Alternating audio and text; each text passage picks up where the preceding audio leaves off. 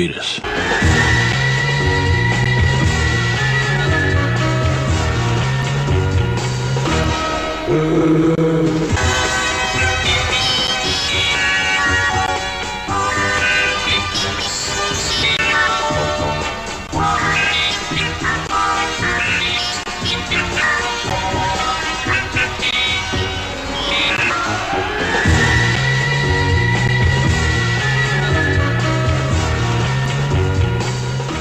Everyone, I am Zanzibar, and welcome to the 33rd episode of the Sons of Serizawa podcast.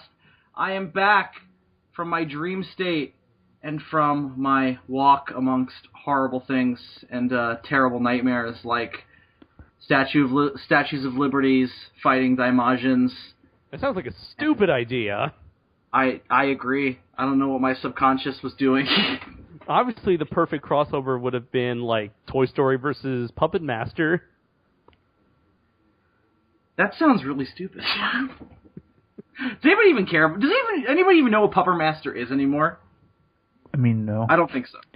Nobody knows what Puppet Master is. Here's something for you. The cast of Toy Story is picked off one by one by Chucky. I could see that. You'd be like, I don't think Disney will go for it unless Disney buys the Chucky franchise. Actually, you know what? Let's go more obscure. Let's go more obscure than that. The cast of Toy Story is picked off one by one by Talkie Tina. oh, snap. Talkie Tina, what's that from again? Twilight Zone? From the Twilight Zone, Bill. Oh, that's right. That's right. I'm talking Tina, and I'm going right. to kill you. That's right. That's right. Joining me this week, David is not here because he is playing shitty sequels to shitty games. Oh, snap. He's, of course, Adam Noyce from Adam Noyce. What? That'll do. We have Dylan McCandless, a.k.a. Super DM64. Hi. And Andres Perez, a.k.a. Kaiju Noir. Rocket Punch, mofos. We haven't done this in a while. Or at least I haven't done this in a while. It's been like... A month? A month. Yeah. Yeah, it's been about a month since we've done this. And we haven't done it with the full crew in longer than that. Like since what, like the 1 year anniversary? Oh God, has it been that long? No, it hasn't been that long. The episode before the Halloween special was the full crew. Oh, okay. All right. We introduced the new title card. So we are back, and we are locked and loaded. There's something I wanted to start on, and it's mainly something that you'll be interested in, Andre. So I did something that I thought I would never do. Something that I vowed I would never do. You finally watched Kill Bill. No. That vow will never be broken. I'd die first. Not that I've ever seen that vision. And I did something that kind of broke my moral code a little bit, and I feel really ashamed. I feel kind of dirty after I did this. Mm. And I'm slightly ashamed to be speaking of it in public. Not that I've ever done worse. You finally ate that fifth pretzel, Bill. No, I've done that many a times. I sat down and I watched. She watched? No. That again, I'd rather die first. I sat down and watched the music video to "Let It Go" from Frozen. Oh! Why? What? It popped up in my recommended videos. No, You watched. No. You watched. I would recommend Frozen. No, it Oh, you know what happened? I typed in. I was trying to find the Live and Let Die opening. Yeah. And you got Frozen? And I typed in. It said "Let It Go." Let it so I was die. like, Let it die. I gotta see what exactly this is that has gotten the entire nation on fire. The nation which is kind of the nation that's sweeping the nation. The nation that's sweeping the nation. So I was like, let's see what this is. So, because I know nothing about it. I know there's a snowman in it. I know there's a chick with superpowers, and I know that there's and that's all I know. Are there two I know chicks with superpowers? No. Andres, you've seen it. You're the resident Frozen expert. You're the Frozenologist. What a title you hold, good sir. Andres Perez, resident Frozen expert. I do. Well, I just want to say, there is only one person with superpowers, and there is a King Kong reference. I love how you feel the need to, like... Clarify. As we identified that you were the resident Frozen expert, like, oh, now I gotta prepare myself. I must say something. Excuse me, I just gotta clarify, as the resident Frozenologist... Frozenologist. How much you want to bet that's a thing? How much Someone you want to bet? like a professor at like ice, like the Heisenberg of ice. I thought he was about to say a professor at ISIS. I was like, what? That's what I thought he was going to say. I was like, do they even have professors? Andres, did your college have a good Frozenology, program? Department. Did they give you access to much frozen equipment to study Frozenology? I was there once. It was a bit chilly. Ha! Go in the corner. So I bring this up because I have to say, upon watching it, I was struck by several things. Number one, hatred, blind rage. I looked into your soul, Doctor, and I see hatred. I looked into your soul, Frozen, and I see hatred. No, I looked into it and I saw really good animation. Number one, I was like, this looks good for CGI. And then the second thing I saw was these superpowers don't make any sense. So, ice powers, number one, fine. I like Spider-Man and his amazing friends. I'm a big fan of Iceman. I'm fine with the ice powers. You a fan of Frozone? I'm a big fan of Frozone. Makes perfect sense to me. So wait. Out of all the things Iceman has appeared in that could make you like him, Spider-Man and his amazing friends is what really sealed it for you. That's what really sealed it for you. That shit is high art. Now, and as opposed to Frozen, there be truth in that art. That show told us that genetics will lead to us being able to turn ourselves into Icemen. No. That show taught me an important lesson of if you're a superhero, the way to throw everybody off No. Oh, God. If you're a superhero and you want to throw everyone off to the fact that you're a superhero, wear a shitty version of your superhero costume to a costume party. Nobody will ever guess. Oh man, all you gotta do is wear glasses. I mean, come on now. Oh, that's it. No, so I was watching this music video and I was like, how is she able to like make designs in the ice? And they're like different shades. And I was like, I have my usual catchphrase. Bill, this looks like a book of work. Bill, it's magic. I don't care. Magic is bullshit. Shit, and there's no truth in that. Makes me angry. Hey man, fuck you, magic. I was sitting there and I was just fuming. I was just fucking pounding. I was like, this is bullshit. These girls shouldn't have these superpowers. Did it ever occur to you that she was making designs in different shades of ice by controlling the thickness of the ice in certain points? I was so angry that I had popped several blood vessels at that point, so the thought never even occurred to me. But now that you say it, that kind of makes sense. But I don't know. It didn't give me any kind of sense of what the movie was about. Mm-hmm. Which it's I don't know. Ice, Bill. It's about ice. Thanks. I was just like, this strikes me as for children, so I stopped watching it. Well, I believe there is one. I think there's one man who can describe to you what this movie could be, what it's about. No. This is what the movie's about. This is exactly. Is this going to be Ice Baby, Andres? Please tell me this is Ice Baby. Oh no, it's Ice No, Brimley. What is it about, Adam? Tell me. I'm curious. Click the link. Oh, you sent me a link? Oh, I don't do this sort of thing anymore. This goes against my code of ethics, like Frozen. And eating the fifth pretzel. And not watching Kill Bill. What the fuck? What is this? Back out. Whoa. What is this? What the? What? It's infuriating. Oh, God! The title of the... Oh, God. What is this madness? Oh. Look at his eyes widen. Oh, God. Oh. Whoa. All right. Whoa. What? What is this madness? Oh, God. Is anyone else reminded of Horror of the I Gargantuous? like how she, wipes off. He's smiling. Like, yeah. I never want to see that again. This movie is so terrible. What's Lassie doing there? So Whoa, look at the eyes. He's like... The best part is he doesn't even really look like a Yeti. He just looks like a really hairy man. So, October 26, 2012, someone said to himself, you know what, I'm going to take this specific scene what the fuck did I just giant in the 20th century and upload it to YouTube so that over 1,000 people can see it. Yes. Why? What, Adam? Yes. What the fuck? You have sent me some fucked up shit. You have done some fucked up shit. Not really, no.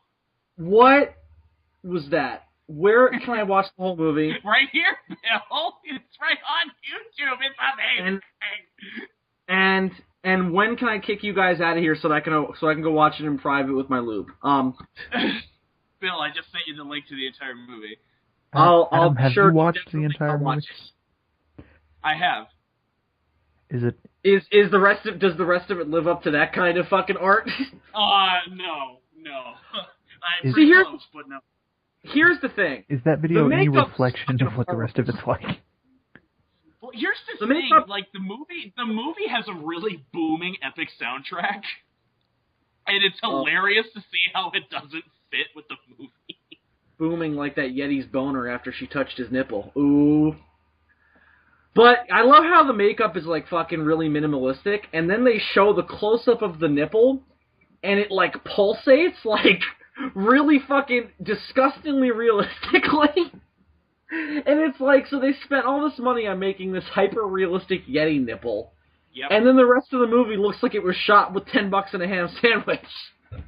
It's like, I love how the producer and the scriptwriter must have been like, so I got this movie about this giant Yeti. It's a big King Kong ripoff, and I want to make it. And it's like, alright, so we got this amount of money. It's not crazy budget, but it should suffice. They've done worse over there in Japan. Alright, but I got this scene, right? And it's the first scene we're going to shoot. And he's like, oh, okay, cool, what is it? Is it a fight scene? Is it a love scene? What is it? No, well, it's kind of a love scene. It's a scene in which two of the young women in the film... Oh, no. If you want... Oh, no, I'm not going to subject you. Yes, I am. We're going to have them touch the Yeti's nipple. And the producer must have been like, genius. No one's ever thought of that before. No one's ever thought of Yeti nipple. 5 out of 5, 10 out of 10, 100 out of 100. Best movie. No, Bill. It is this one that you must behold. There may be a reason. There may be a reason that nobody has ever thought of Yeti nipple. Damn it. YouTube decided to be like, nope, not showing this shit. Fuck you. You ever wonder if just like the guy who created YouTube?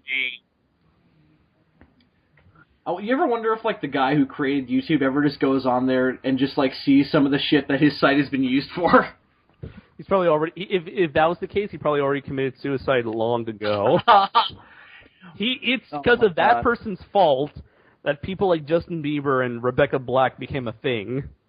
It's true. He winds up killing himself, and in his suicide note, he's like, I couldn't live with what my creation was used for. There was this podcast, and it was just terrible. These 5 Godzilla fans got together and started talking about Yeti nipples, and that's when the world exploded. It wasn't a plane. Let our powers combine so we can talk about Yeti nipples. Dun, dun, dun, dun, dun, dun, dun, dun, dun. Why is the He-Man theme? I know. What is it with you? You and random theme songs. Because I don't know the theme song to Captain Planet, so I was like, what's the next best thing? Oh, I know, He-Man. How is there a next best thing when you're talking about Captain Planet? There are worse things than Captain Planet, like He-Man. No, man. I'll take He-Man any day over Captain Planet. I just want Skeletor to have his own show. That's what I want. The Skeletor show. Cookies with Skeletor. Skeletor, today, toast. Beastman, today we are going to do something that we have never done before. Oh, great, boss. Are we going to play mini golf? Are we going to go to the bar? Are we going to go pick up women? No, you idiot. We would never do such things. Today, we attempt to kill He-Man. Yeah, we all know. How are we going to do it, boss? No, it's not the fact that we're going to kill him. It's how we're going to kill him. How are we going to kill him? With a talk show. No, even better. With Yeti Nipples. Death by Yeti I think Nipple. the boss is off his meds. All right, Beast Man, whip him out. Death by Yeti Nipple. Well, No, boss, you can't make me whip out your nipples, He-Man. Beast Man, you mean? He-Man, too. Everybody take out their nipples. I would have them, except I traded them in for these fabulous blue abs. The deity was I found it. Skeletor, you may have abs or nipples. Which one would you rather have? Guys, I need you to 2:30 to 2 minutes and 30 seconds. Oh, God. I was scared. What? To die. What is this? There's a giant. There's a giant thing behind her. Is that a worm? Oh, is this the slug? Is this the slug rape scene? For the record, this was James Cameron's first movie he ever worked on. Yup, he did production design on this. This was before Piranha 2: The Spawning. Oh my God, I remember this movie. This is Galaxy of Terror. I love how James Cameron. I'm surprised this video got away with nudity. You don't really see anything. This may though, be the unless you origin really... of tentacle rape. Oh no, never mind. You do see shit. Holy... Yeah, it's like full frontal stuff. Whoa! And at that Here's moment, a what I million like. Japanese cried out in ecstasy. Here's the thing that makes me laugh about this scene is I love the story of why it's in here. What do you think was going through this girl's head? Roger Corman said, I need some money for this movie. And then the backers said, yes, but this actress needs to have a sex scene somewhere in here. You know what? Like, I bet you the 219 people who like this video probably got a boner from watching that scene. Make that 220. Yeah. You, my friend, have the weirdest boner Does that ever. kill her? Yes, it does. It kills her. Death Wow. by snoo snoo. That might be the most pointless but like charming sequence in cinema history. That just charmed the pants right off me. Literally, my pants are off. My nipples are out, and I'm rubbing them.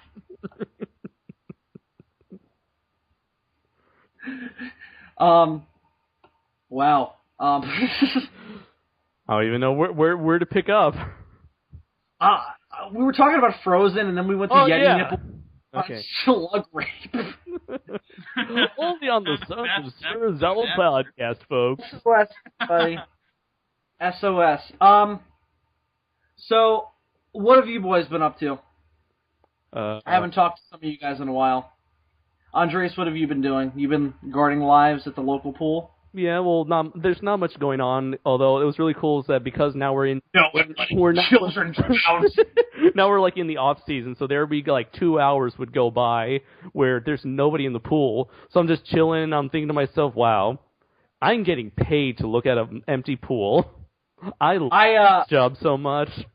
I kind of have that now at work, where it's the winter, so nobody's really buying ice cream. So it's like, yeah, we don't have anything for you to do.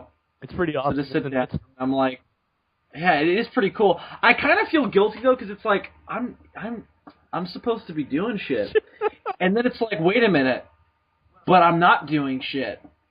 Whoa, man! And then I got so mesmerized by that, then I have to go home. So I could be using that time constructively to like write or read or do anything, and I'm just sitting there mesmerized by the fact that I'm not doing anything. Dude, you're getting paid to do and to not do anything. Whoa, man! You see, you may not be writing, you may not be video making, but you're getting paid, man. Well, see, it's like you get so distracted by that fact that you're like, it doesn't matter that I'm not going to use this time for anything constructive. I'm just so happy that this happened to me. Yeah. It's fucked up. But Andres, let me ask you a question. Okay. And I can't believe I've never asked you this. Okay. It's knowing me, this would be the first thing I should have asked you when we met. Maybe we wouldn't have become friends then, but That's a sacrifice I'm willing to make. You feel like we're at this part of our friendship where you think you can? I think I can ask this question safely. Okay. Has anybody ever taken a big runny dump in the pool? No. Oh, really? Oh my god, I have a story about that from where I used to work. Oh my! Wait, haven't you told the one about the bathroom? I think we may have had a couple instances where someone. No, not that one, but like some kid took a huge dump in the pool and I had to clean it. What? All right, tell that story. Wait, you used to work at a pool? I used to work at an amusement park, yeah, and I was on lifeguard duty. Oh, I didn't know that. Was it kind of like a Soak City kind of place? Yeah. Ah. All right, so what happened? Well, there's this kid taking a dump in the pool. Why? Well, what led up to this? I don't fucking know, because suddenly I got put there, and suddenly I'm like, there's shit all in the pool. So I had to close everything down, hose it down, clean it up. Oh, God. And you know, the thing was, it clearly wasn't like baby poop. It was like, big. Was this a solid piece, or was it just like mostly liquid? It was mostly solid. Okay, all right, at least that's not as bad. Yeah. It's still bad, but it's like at least it wasn't like diarrhea. Yeah, it was like fucking oh god. It's like somebody spilled chocolate milk in the pool. I reenact the scene from Caddyshack. Yeah, that's what I was thinking of. Yeah. And then the guy just bends over and takes a bite of it, and the woman faints. I love that scene so much. We had a kid. I don't know if I think I might have mentioned this on the podcast earlier a couple weeks ago, but a kid a couple weeks ago took a piss on his mom at work. What? Wait. Yeah. Wait, is this like was this like someone that like the mom was holding, like a little child? Yeah, this is baby. This isn't like a 15-year-old kid who just took hey, Mom, fuck you. This is my sign of rebellion. Fucking Nirvana starts playing. No, this was like a baby, and just starts pissing all over the mother, and it went all over the floor. And thankfully, I didn't have to clean it up. My boss did it, but she just left it in the fucking mop thing, and I had to mop later. Mm-hmm. And it was literally like I was dealing with like toxic waste. I was like, I ain't having none of this shit. And it smelled like it mixed with bleach and like detergent. It was fucking gross. Ugh. Oh. But if you're that baby, it wasn't like a toddler. This is like a 3-year-old kid. Like, what supposed to be like, I'm just gonna piss right now. I don't know, man. It just fucks with me. So that happens to me. But that's like the worst of the, nothing like that has ever really happened to me before that. Like, no one's ever puked. Nobody's ever, like, taken a big dump. Well, we did have somebody who put their head in the freezer and started spitting all over the ice cream, but we just kicked that guy out. But nothing like, aside from that, nothing that bad. Well, yeah, luckily that concludes this episode of Sons of Serizawa podcast. Luckily, that has never happened to me, at least when I was on guard. I mean, we've had a couple... Oh, but that pool's gotta be like 50% piss, right under. Well, luckily we do chlorine checks every like hour and a half, so as long as the chlorine's okay, we're good. Okay, so you check the chlorine, so you know there's chlorine in there. Do you check for pee? Do you have a pee guy? We check for chlorine. We check for the pH. We no H, just pee. we check for alkalinity, and we check this. You check for urea. No. Maybe. Wait a minute, hang on. I just love. As long as there's like the decent amount of pool cleaning chems in the pool, then we're fine. I have this image in my head of like once a week they have to check all this shit, and they're like, we haven't checked the pee levels in a while. It doesn't concern you that people are swimming around in urine like. Pee guy. Again, we have a filter system. Okay, we have. God forbid any SOS fans come and swim at this pool. It doesn't matter, Andres. Are you not concerned that people are swimming around in urine like fish in a bowl? Like I'm saying, we got a system, man. We got a system. Yeah, you call your pee guy.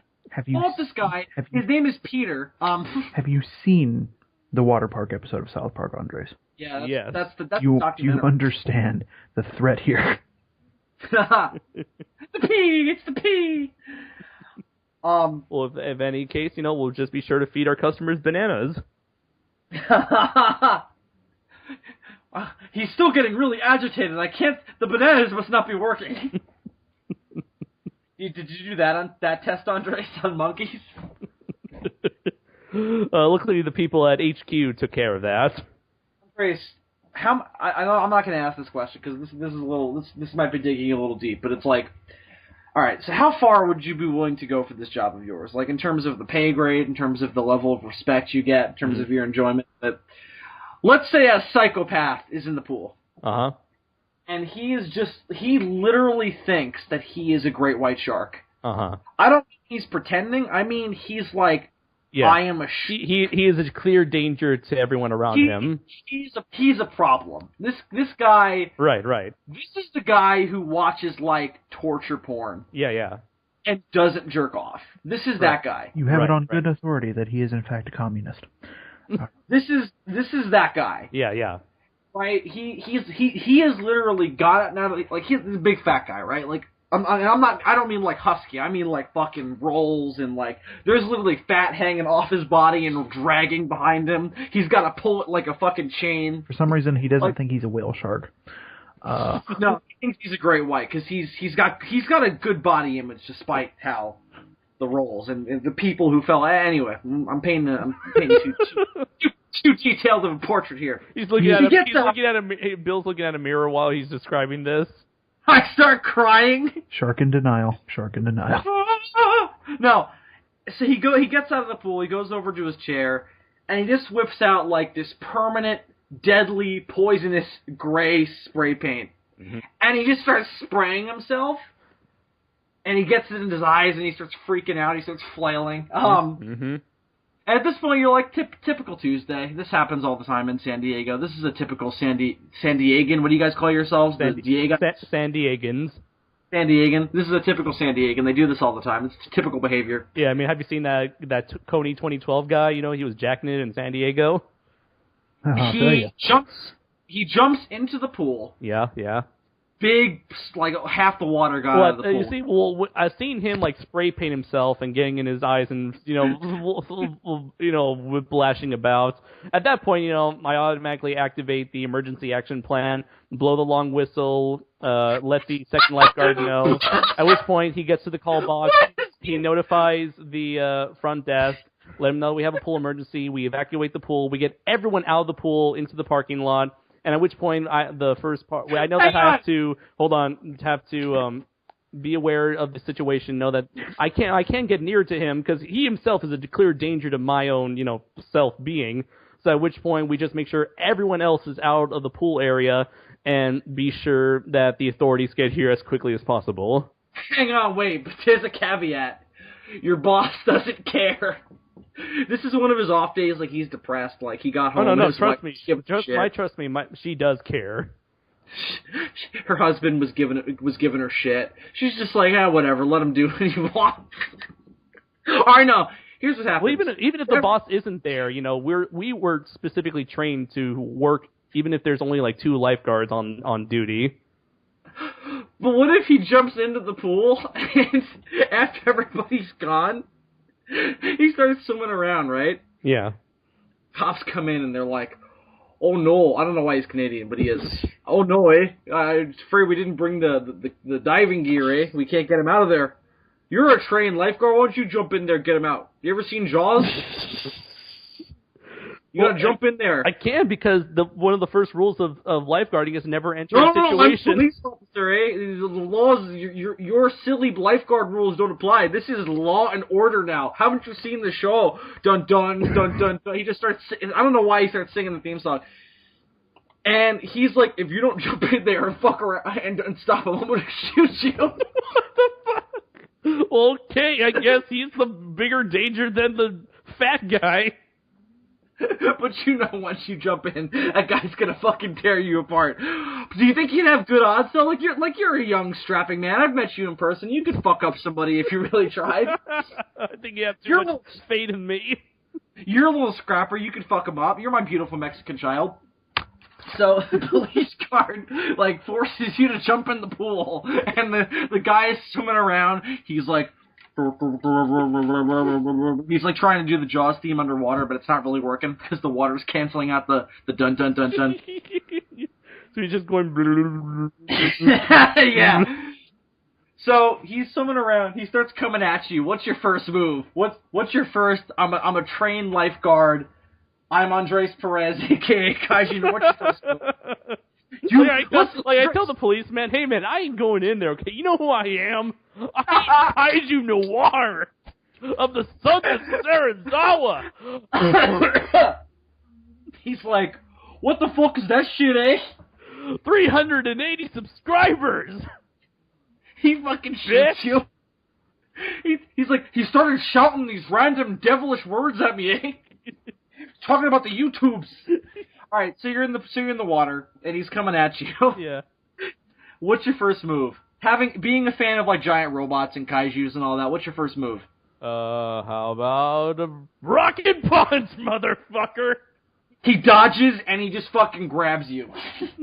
Andres, can you rocket punch in real life? Is that a thing you can? I would. Also underwater, like it's gonna drag and shit. Hey Dylan, in my fantasy it can. All right. No, but this is Andres. Don't bring your bullshit. This is real life we're talking about now. Damn it, Andres, this shit is real. Here's the other problem. Like all the paint is like coming off him now in the water, and it's like fucking clouding up the water. So now you can't really see where he is. So you're fighting with him, you're grappling with him, like in Creature from the Black Lagoon. Yeah. Well, hey, wait, it's gonna be that scene from what's it called, Mighty Peking Man, where the dude is wrestling with the dead shark body. No, isn't that an ape? Yeah, ape. Yeah. I'm just gonna be wrestling with him, like, get over here. Oh, no, Andres, he's fighting back. This dude's fucking enormous. He's like 500 pounds of. He's a 20-footer with 3 tons on him. It's fucked up. I'll just do that thing where, like, I'll just do like the Goku maneuver he did on Raditz. All right, so let's say by some miracle you manage to outmaneuver him, and you like, I don't know, you punch him and he gets a cramp and he drowns. Wait, if he thinks that he's an actual shark, all I gotta do is suck him in the nose and he's down. All right, there you go. You sock him in the nose and he starts swimming up. Mm-hmm. You think you've beaten this guy. You think you've outdone the psycho Canadian police officer who's forced you into the water. You've raised out victorious. You rise up. You think you're Godzilla. You fucking rise up. You just beat your chest like King Kong. And then the police are like, "Yo, that guy totally just murdered that fat guy in the pool." Because the Canadian police officer ran away. I'm a victim of circumstances. What's your next move? I don't know, maybe it's like one of those badass moments where, like, as soon as I, like, just murder the fuck out of my opponent, I just sit there and just stand there and wait for the authorities to take me in, like a boss, you know? I'm just, like, standing there like, yeah, come at me, bro. And one of them's like, hey, is that Kaiju Noir from YouTube? You're like, yeah, I am, officer. I am Kaiju Noir from YouTube. Oh, I fucking hate that guy. He gave a bad review to Gappa the Trifibian Monster. That's that guy that. And then another one's like, hey, that's that guy who did Gamma-Palooza, right? And you're like, no, that's not me. Fucking shoot him, and they just fucking shoot you because they think you're me. And then it's that one stupid meme where like that awful song just plays when I'm being shot. It's like that Justin Bieber thing from fucking, what was that, was that Law & Order, or was that CSI or something? I want to say that was CSI. I think that was CSI. I think that was CSI Miami, where he just gets the shit shot out of him. So Andres, what would you do in that situation? Well, I'd be lying there dead, Bill. In your memorial, which I would clearly go to, I would make a lot of jokes. But at the end of the day, I would go, if there's one thing I could say about Andres, it's that he truly was a beautiful Mexican child. And of all the SOS members I have met in my life, he was the most human. I would say that that's probably true. And then I would insist that the beautiful Mexican child thing would be written on your headstone, like it says Andres Perez, kaiju reviewer, giant robot fanatic, beautiful Mexican child. Of all the Mexicans I ever drunkenly punched in the stomach. He was the most human. Why do I want like fan art of that tombstone now? Just so I can use that as like a reference for when I actually die. Andres, do I get invited to your funeral when you die? Of course. Really? Can I give a eulogy? No, wait. Remember the previous episode where you shot me to death? I said I wanted you to stay away from my funeral. When did I? Oh, that's right. You fucker, stay away from my funeral. I remember that now. Dylan, have you ever like had a job? I mean, this sounds like a fucking question. Because I don't know. Job. I literally don't know because I know you're not employed right now. So have you ever worked? No. No, you've never had a job? No. He's one of those people sucking He's one money of those out of the public trough. Whoa! Gladly. No shame. Alright, so Dylan, I have a similar situation from you. You're sitting on your porch. How is this in any way similar? No, I have a similar situation. Just listen to me. You're sitting on the porch, you have a piece of hay in your mouth. Of course I'm sitting on my porch, Bill. With a piece of hay in your mouth, you've got a straw hat on. And a shotgun in his hand. Shotgun in your lap. You're just looking out. Just fucking hating life and the people who pass. This sounds like a normal Saturday, alright. And a guy comes up to your lawn and he just sits down. Right? He just sits down on the lawn. He's not doing anything, he's not starting shit. He just sits down on your lawn and he's just looking at you. He's just staring at you. You lock eyes and you're like, what the fuck is this guy doing? And then he takes off his shirt. Okay? And this guy, he's not as grotesquely, morbidly obese as the shark guy, and you heard that story from Andres, so who's returned from the dead in some way and is told us that story. But he's still like grotesque. Mm-hmm. And he takes out a Sharpie, and he just starts like drawing these dark lines on him, right, like along the sides of his body. And then he reaches back and starts like coloring in. And he starts coloring in. And then he starts making these noises at you that sound a little bit like this. And I quote. Oh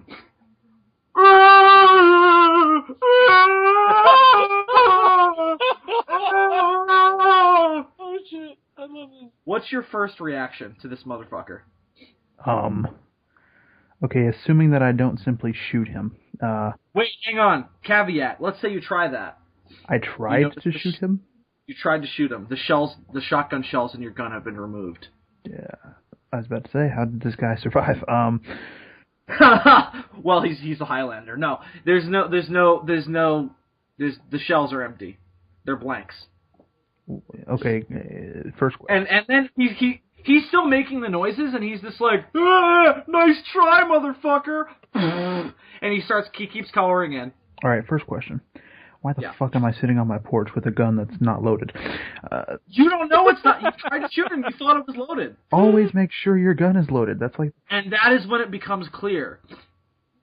2 men come from behind your house.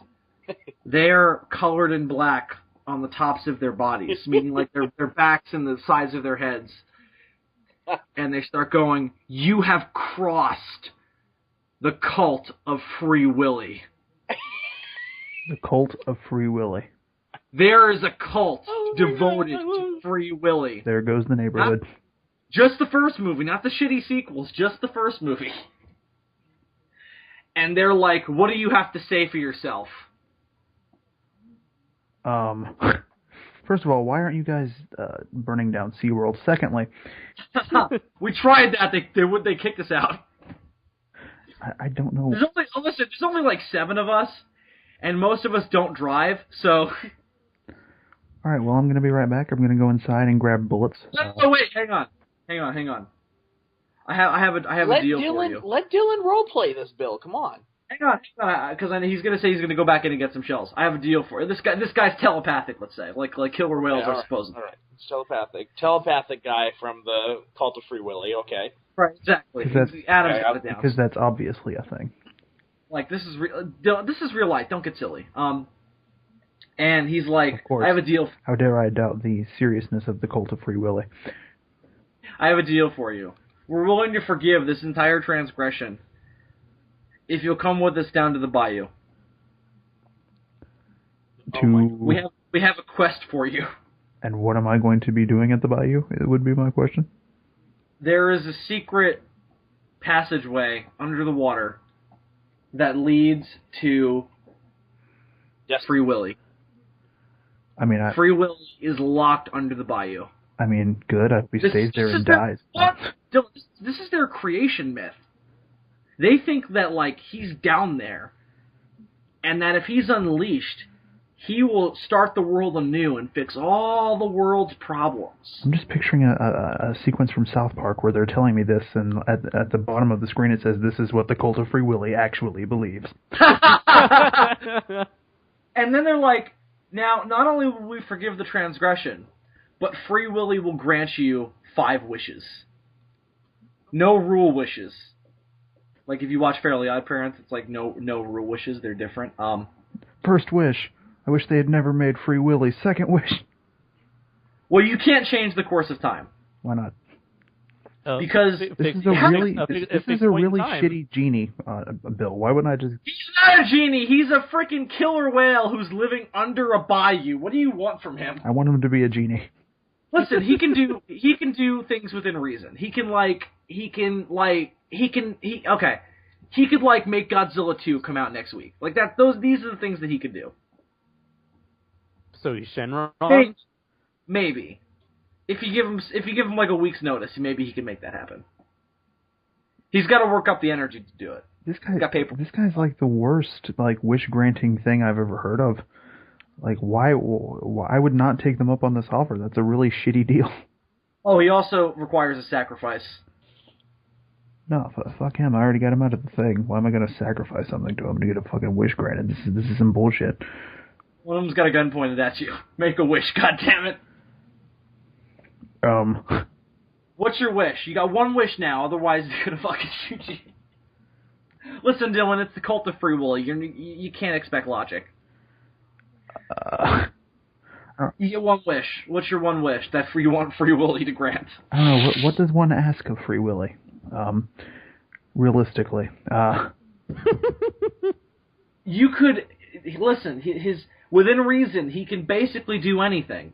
He can't change the course of time, and you need to give him a little bit, because he's old, man. He's old. He's got to work up some energy.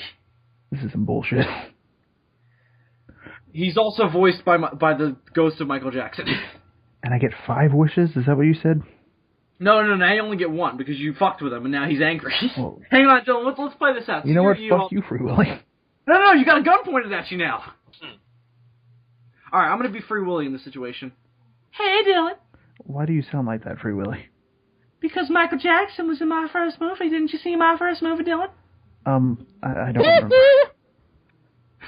That's my assistant, other Michael Jackson. Free Willy. Hey, I'm other Michael Jackson. I'm just saying ignorant, okay? You better answer the question. Shut up, other Michael Jackson! Free Willy, get back in the cage. Woo! How did you get to Tennessee? Sorry about that, Dylan. He was fucking around. I'm in a landlocked state. How are you here? Because, Dylan, I'm God. Well, I'm not actually God. I'm more like... I took a sip of some Jesus juice, and I became alive again. I got an internet diploma that says I'm automatically a deity. For $20, you can become a reverend of my church. Would you like to become a reverend of my church? I understand that reference. I would not. All right, well, you get a wish. Otherwise, these motherfuckers gonna shoot you. What's your wish, Dylan? Make it quick now. My patience is running out. Anybody ever tell you got a really weird-looking beard? What? No. What? No. By the way, I think it's really rude how Bill talks over you in those podcasts. I think you're great. I don't know what to ask a whale. I love you, Dylan. A whale deity thing. He's not actually a deity. He's kind of just like a cheap trickster. But he's a scam artist. But he can actually grant you, again, within reason, he can actually grant you a wish. They all end in rape. Well, no, not necessarily, but there are many of them that do. So your window has just shrunk drastically. Oh, no. thanks to Andres. So now you've not only got a gun pointed at you, you've got a whale that's like giving you shit. Now you're also being threatened with rape, depending on what you wish for. By Free Willy? He hasn't specified. It all depends on the wish. God, what if it's a Lake Tardicaca shark? All right. Actually exists, by the way, Dylan. This is real life. You fucking bullshitter. You fucking fool. I don't know. Still love you, by the way. I mean, why? Here's my question. What's your question, Dylan? I can answer anything. I'm Free Willy. If I were to kill Free Willy, you can't kill me. I'm a deity. How much would the Japanese pay for that whale carcass? He's already dead, technically. Oh, because he's at the bottom of a bayou. He's like Cthulhu. He's dead, but not really. Haven't you ever read The Call of Cthulhu? I mean, yeah, but it's like that kind of. So now he's Cthulhu. Yes and no. He's got Cthulhu's blood in him, but Cthulhu is only like his stepfather, and he only dated his mother for like 5 months. And it was a really bad relationship. Cthulhu cheated on his mother a lot. This Free Willy lore is really something to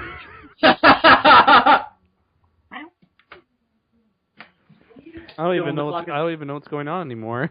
I was scared, huh? I understand it perfectly. One wish till we make it now. I don't fucking know, man. Come on. You're a fucking whale. All right, fine. You can have... All right, here are 3 wishes recommended to you. You have to pick one of them. If you pick one of them, you can leave here, no ties attached. You just get to leave. Your memory you can take the red pill or the blue pill. Your memory can be erased. You wake up in your bed like none of this ever happened.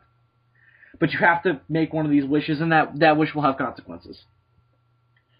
Wish number 1. The movie that is going to be made about Skull Island will be shot entirely through Diet Coke. They're going to tape a bottle of Diet Coke to the camera and shoot the movie through Diet Coke.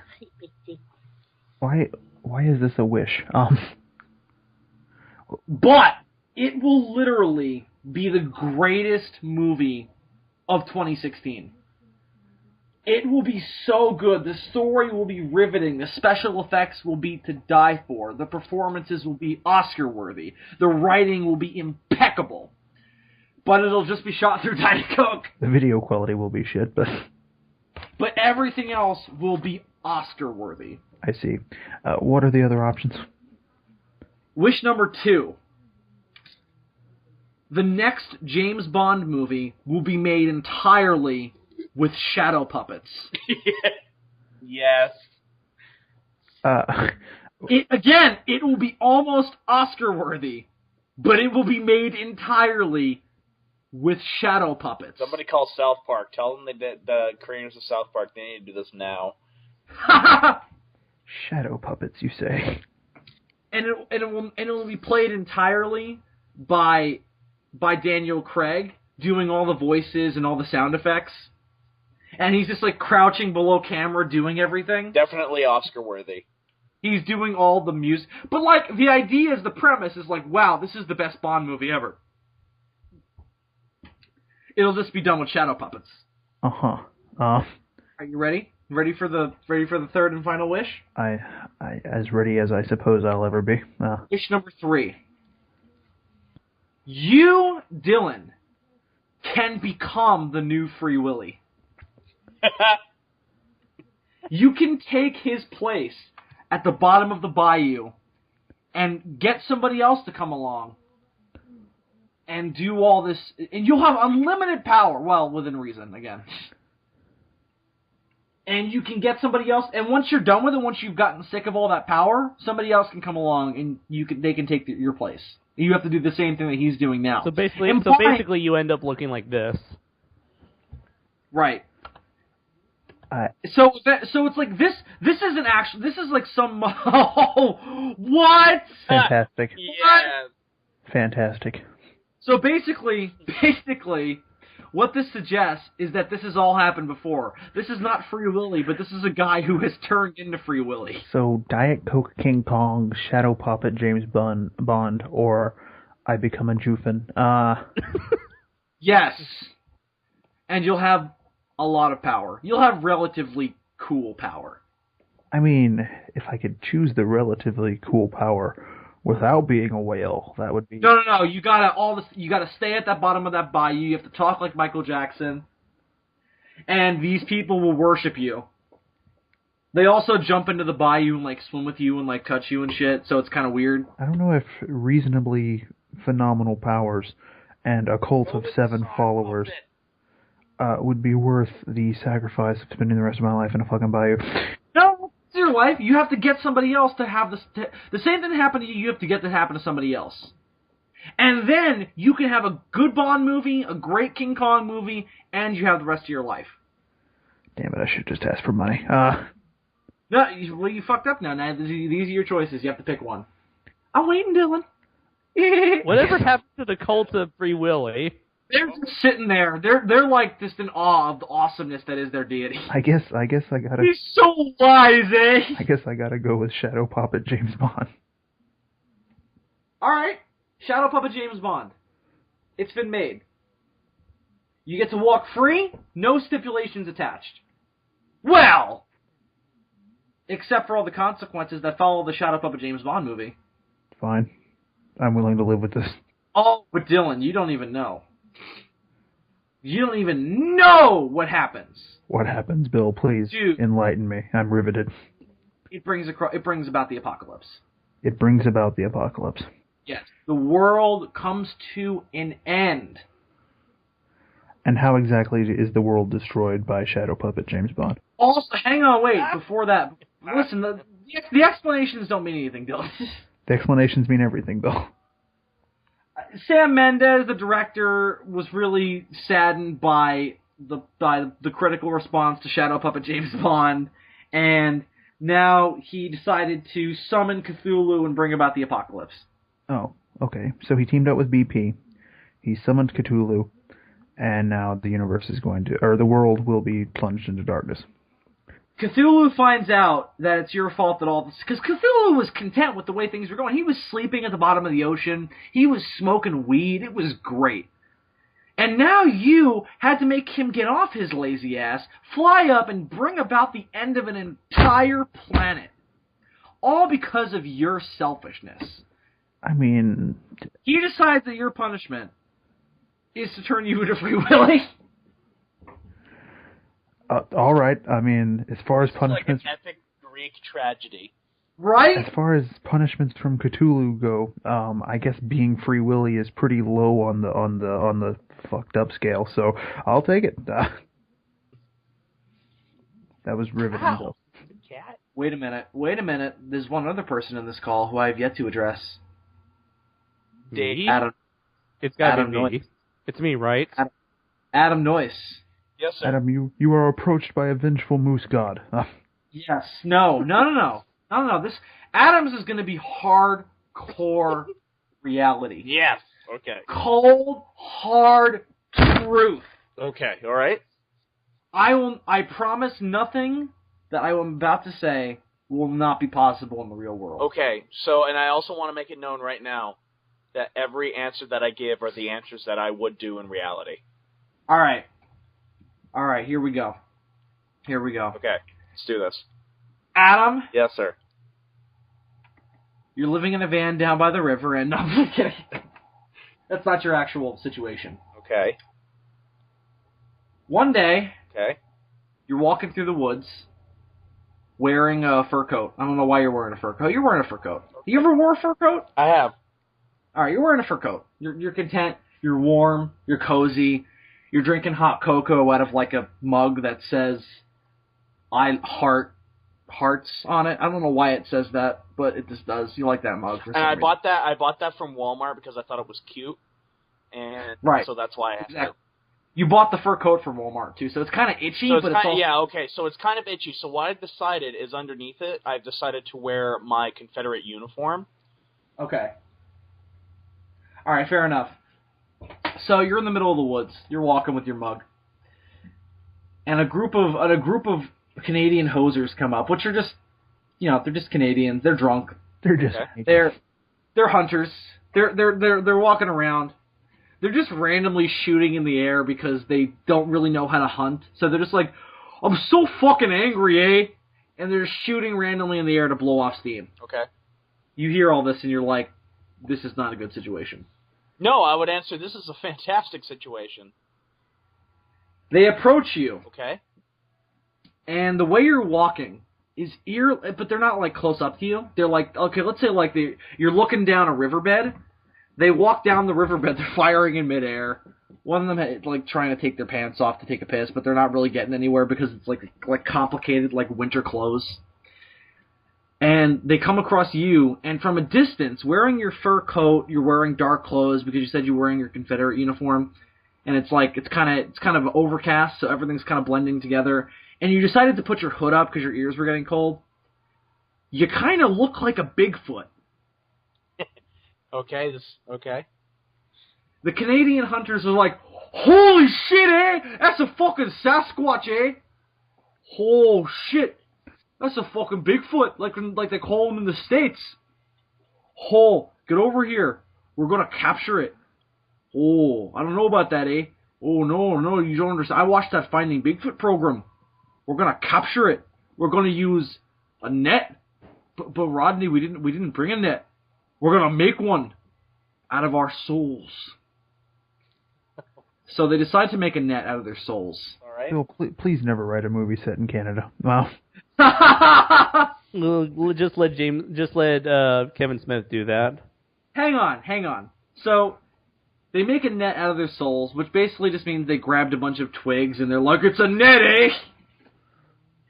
And they start approaching you.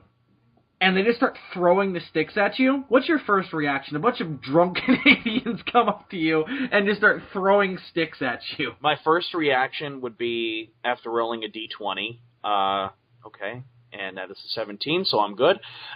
We have... Okay, how many Canadians are there? In the world? It's like 4. They're all... There are 4 of them? Okay, there's 4 of them?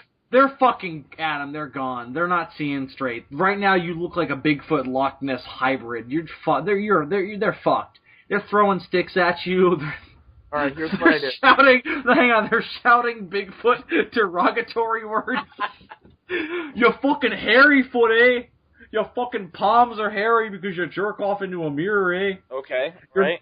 So here's what I do. You're a son of a motherless goat, eh? Here's what I do, Bill. Here's what I do.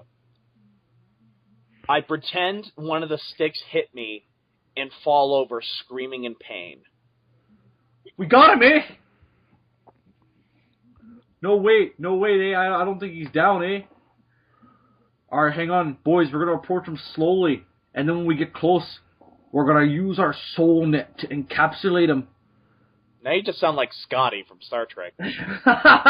Captain, I can't use my soul net anymore. Captain, there be So now they're Bigfoot. Scottish. Okay. There be Sasquatches here. How about one of their Scottish friends runs up behind him? He was taking a dump in the woods. He was behind them. He's like, ho ho ho, I'm coming. Because that's So how he runs Scottish people over. sound, huh? He runs over. He's like, what are you doing, laddies? That's Irish, isn't it? Shit. So he's being attacked by the 12th Doctor? Yeah. Clara. He runs over. He's like, what are you boys doing? I lived among Sasquatches for a year. Me and River, we had this fight. So he approaches you. What are you lads doing? And they're like, we're capturing a Sasquatch here with a soul net. He's like, what are you fuckers talking? He's Irish now. Fuck it, I can't do a Scottish accent. He's Irish now. What are you fuckers doing? That's a lad in a fucking fur coat. There's no way to handle me Lucky Charms. They're magically delicious. So he kicks you and you roll over and you're like, oh, you start flailing. You're trying to keep up the fucking facade. And they're like, and he's like, all right, lads, I got a proposition for you. He might not be a real Sasquatch, but we came out here to bag a real one. But we're at the States we're in, we're not going to get very far. what if we convince this young man to become a Sasquatch? So they're like, so the Scottish, the Irish, the Scot-Irish guy approaches you. He picks you up, and he just goes, "Laddie, I'm sorry about the confusion. I didn't mean to have them attack you with sticks. We thought you were the Sasquatch." Well, they did. Don't rope me in with them. I'm the ringleader. All right. I'm really sorry about that, Laddie. At this point, Bill, I would get close to him, kiss him on the lips, and then lick his nose. Oh, you're really tickling my fancy there, Laddie. I think I'm definitely gonna keep you around. And he's like, "All right, Laddie, there's no need to get all personal. We got some proposition for you, boyo." And you're listening because you're like, all right, I like propositions. Because you're thinking, I'm going to get some money out of this because they fucking attacked me. You're thinking, oh yeah, going to make some money. Next movie's going to be funded by this. And he's like, all right, boyo, would you like to become a Sasquatch? What's running through? Did you even know that they thought you were a Sasquatch? No, because they didn't yell at you that you were a Sasquatch. I heard them yelling hairy foot and Bigfoot. So I kind of gathered now that they thought that I was a Bigfoot because this has happened before. And, but it wasn't this group. Yeah, of it wasn't posers. this group, but it's happened before. Right, okay. Except instead of it being a bunch of Canadian Scotsmen, it was a bunch of people from Rhode Island and Massachusetts. So not much of a difference, I guess. No, yeah, completely. They're the same. Yeah. And so what's going through my mind right now? What's going through your mind? All right. So I pull down my hoodie, right? The thing that I put up over my ears. I pull it down. Yeah. Okay. Absolutely. All right. I pull it down, and then I look at the four others. Okay. Right. They're puking. They're not even looking at you. They're looking everywhere. I take another sip of what's left of my hot cocoa. Well, that's gone. That's gone. That broke and fell over. That mug is all over the woods. Oh, that mug is all over the woods? Yes. Oh, well, in this case, I look straight at the Irish Scots guy and say, No. Okay, here's what I do. I kiss him again. All right? I kiss him again. Okay. All right? But this time I bite his tongue off. For breaking the mug. This is fucked up now. Now, Adam, you've drawn blood now. Now they're like, holy shit, he took out Rodney, eh? His name is Rodney? His name is Rodney. He doesn't have some sort of like... Does he get any respect? He gets no respect. Does he have some sort of like stereo... Is there such a thing as a stereo... is biting off Rodney's tongue, eh? Is there such a thing as like a stereotypical Canadian name? He's like, we're gonna fucking take this guy down, eh? He's like, wait a minute, eh? Let's, in honor of Rodney, we're gonna punish this motherfucker. We're gonna capture him, and we're gonna put him up in lights on Broadway. In honor of Rodney. Never forgive. Never forget. God, but not forgotten. So Adam, they capture you. Okay. And they chain you up, and they're bringing you to New York to display you in front of Broadway. Somehow they've maneuvered their way through the fucking Broadway. So they've used mob connections to somehow convince everybody we have a live Sasquatch. But here's what I say. All right, no, guys. you're fucking. Here's what I say. You're in a cage. I'm dorming not far away from here, so you guys actually saved me a lot of money on gas. They're not paying any attention. They just think you're just yelling out Sasquatch gibberish. Okay. All right. That's all they hear because they're still drunk. They're literally shoving injections of raw alcohol into their veins. That's how obsessed they are. Okay, so the Devil's Rejects, we're fine. Okay. Right, exactly. So at this point, you're like, this is not a good situation. All right, all right. I am legitimately admitting that maybe biting the guy's tongue off was a mistake. Might have been a poor decision.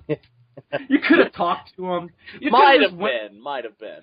You could have just gone through with the kiss. Now you've got blood on your hands. You're a big disgrace. You're kicking your can all over the place. No, So you're up on Broadway. All right. And somebody's like, we're gonna put a live Sasquatch on Broadway. Who do you think is gonna go to that show? Carl Denham.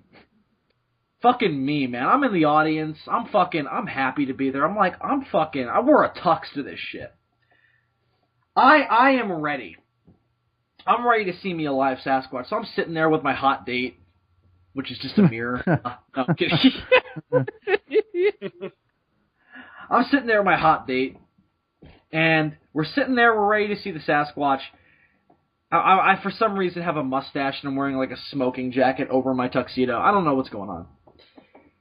And the Canadians get out. They're still wearing their hunting gear, and they're just like, "Hello, New York, eh? We're the..." Oh shit, we never came up with a name for ourselves. Well, we could call ourselves... Oh, I got it. Okay. We are the CBR. Everybody's like, the CBR. The Canadian Bigfoot Wranglers, eh? Everybody erupts in applause and cheering. Woo! CBR! They're big fans. They got t-shirts. They have a TV deal in a week. CBR. And then, they're like, well, everybody, we brought you a Sasquatch. And they unveil you to the crowd. And they've, like, taped hair to you. Because, like, oh, this is a mangy Sasquatch. He doesn't have any hair. So we're going to, like, tape hair to you. And they cover up all like the embarrassing bits, like the penis and everything, because like we don't want to be disgraceful. This is New York. This is a place of international commerce, eh? So they're covering up. And you see me out there in the audience, just having the time of my life. How do you get my attention? Because immediately you're like, holy shit, I know that motherfucker. He can help me get out of this terrible situation. No, my first reaction would be, that asshole. Well, I don't recognize you. You're covered in hair. As far as I can tell, you're a real Sasquatch. I'm also really, really fucking stoned. Then here's what I do to get your attention. You got a muzzle on, by the way. All right? I reach into my suit. All right. And pull out 4 pretzels. Where did you get 4 pretzels from? I had them on me the entire time. And see, this is my secret weapon. Oh, shit. Okay. Adam carries 4 pretzels with him always in case he runs into you and needs you to recognize him because he's been captured by Canadian Bigfoot Wranglers. As I said, Dylan, this has happened before. You gotta plan ahead for this shit, Bill, you know? Yeah, indeed. Wouldn't it be CBW? No! It's CBR. CBW is not real life, Dylan. But there's a W in... Never mind. CBR, Canadian Bigfoot Wranglers. Wrangler starts with a W. So you pull out 4 pretzels, and the Canadian is like, oh, he's got pretzels on him, eh? We didn't think of checking him for that. And I see these 4 pretzels, and I'm like, hey, babe, that fucking Bigfoot's got pretzels. She's like, don't even think about it. And I just get up, and I just start leaping over people's heads to run up and grab those pretzels. And immediately, I'm shot down by the Canadians. Oh shit, that guy's gonna attack our Sasquatch, eh? I'm dead. My death was really disappointing. Everybody's really saddened by that, so I'm dead. What's your next move? My next move? Yeah, what's your next move? I would feel terrible. No, you wouldn't. I would. I would feel terrible for having killed what I consider to be one of my best friends. The situation is so fucked up. And then I would look at the Canadians with pure rage. Right. You're pissed at this point. All right. Am I chained up to something, or am I just roaming on stage? Oh, you're chained the fuck up. They've got, like, titanium on you and shit. All right. So what happens is I start getting really angry. Really, really, really angry. And I start turning into the Hulk. Alright, so let's just say that there's a sudden... Alright, fine. Here's what happens. There's a sudden solar flare. Okay. And the whole Earth is inundated with gamma rays. Okay. Everybody starts turning into the Hulk. I would like to point out that when you started this scenario, you said, I'm going to make Adam's scenario completely realistic. Hey man, didn't you see in the forest of the night, this shit could happen. So everybody's turning into the Hulk. So now you're the Hulk, you've broken out, but now the room is filled with Hulks. Okay. Now, you've still got somewhat of your mental capacity. You know, the Hulk, it's like, he's not brain dead, he's just so blinded by rage that it's hard to keep logical thought. But we've all been there. You can still kind of work shit out. The Canadians all look at you like, oh shit, the fucking Sasquatch is out, and they jump at you. And you start this huge fight, and all the Hulks are like jumping on top of each other. They're fighting, and they're fighting, they're punching, and they're punching. And you emerge as the Alpha Hulk. You've beaten all of the Canadians. All the people in the audience.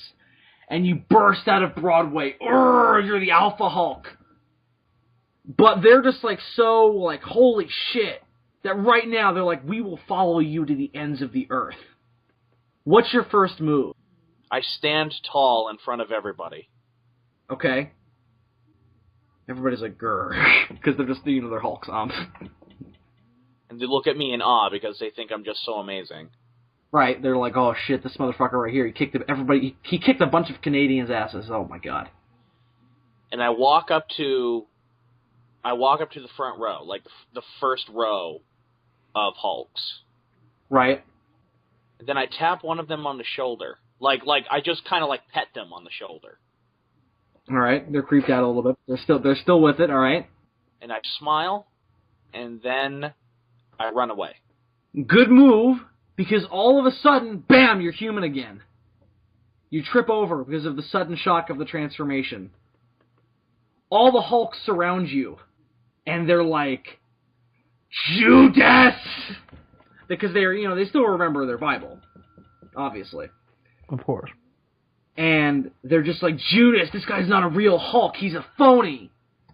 That guy's a phony. A big phony. A big, green, now white, phony. But one of them's like, hey man, I don't approve of all this violence, man. Let's hear what he has to say, man. Let's let him talk it out. So this guy approaches you. He's like, hey man, we're gonna let you, talk this out, man. What do you have to say for yourself, man? I don't know why he sounds like that. You sound like Janice from the Muppets. For sure, man. He's like, alright, man, what do you have to say for yourself, man? And I was like, look, Mother, it's my body, so if I can go around in the beach naked, Oh. Alright, so what's your move? What do you say? What do you say to these Hulks to calm them down? I look like I'm about to speak. Right. And then I stop. And then I just lower my head in shame and fall to my knees. And say, I am not one of you. Right. Do with me what you will. Holy shit, man, I didn't see that coming, man. That was the dawn of the orgy of the Hulks. No. And that was how I lost my virginity. And then what they do is they decide to they just make you like a court jester. They just make you're basically like a stand-up comedian, but they make you wear like a funny costume, like a fucking I don't know, I'm trying to think, you know those Godzilla costumes they put out this year on Halloween? Yes. They make you wear one of those. But they cut out the mouth, so that way your head is sticking through the mouth. They just make you tell jokes. And that's your new life. You get to be a stand-up philosopher. Right, you get to be a stand-up philosopher. Did you bullshit this week? No. Did you try to bullshit this week? Yeah, next week, no. And that is the story of Adam Noyce. I can say I did not like my story. You didn't have to like it, Adam. You just had to live it. What if about halfway through? What if about halfway through I said no? No to what? You're just like that sloth. How about no? At what point do you say no? I would say no at the point. Hey Adam, you want to do a bi-weekly podcast? Yeah, I could have just said no then. I wonder how much better my life would have been if I never. Fucking millionaire. There's not a lot of respect. Oh, prejudice. Okay. There's not a lot of respect for Siamese kaijus, okay? So he opened the door for Siamese kaiju everywhere. There's just not a lot of jobs out there for a giant Siamese starfish with bad And just let you know, when they were remaking Ultraman into Ultraman Powered, or Ultraman the Ultimate Hero, and they remade a lot of kaijus from the original Ultraman series, who did they brought back? Pestar. And he looked badass. Probably Yes, because he the did. producer's cousin asked for it. Is Pestar that one that required like 2 people to be in the wings, and then the middle was Yeah, Is that the one you guys showed me? it's Yeah. 2 starfish with a bat head. Okay. And I'm going to show. So you, those, I'm going to look for a picture of the '90s Pestar. I like the 90s one because it's not a bat head. here, I can find it on my phone. Whoa. There's a picture I just found of like a black and white picture of Pestar, and there's like a kid inside the suit. They didn't have a kid play him, right? No, what picture are you looking at? Like, what did you Google? I just googled Pestar. Okay, well, if you want to look for the '90s version, just put Pestar powered. Pestar powered? Yeah, because the name of the show was Ultraman powered. It's like fucking puppy power, bro. I don't see the. Wait, hang on. How do you spell his name? Pestar. Pestar powered. Spelled just like it sounds. And powered with an ED at the Oh, end. what the fuck? What the fuck is his head now? It looks like It's some sort of crustacean type thing. It's kind of like a moose combined with an elephant and a octopus. It's very undefined. It's kind of like how you look at fucking Legion and you're like, what the fuck is that? it looks like 2 Patrick Starfishes like running at the camera with a fucking like angel in its hand, just like, I'm gonna go beat up SpongeBob with this thing. Oh. That's what it looks like to me. I like that they gave the '90s Pestar. They gave him fingers for 4 arms as opposed to 2. See, I'm seeing one with the bat head, but it's a toy. So I don't know if that one's from the 90s or if that one's from the original. Is the toy pink or green?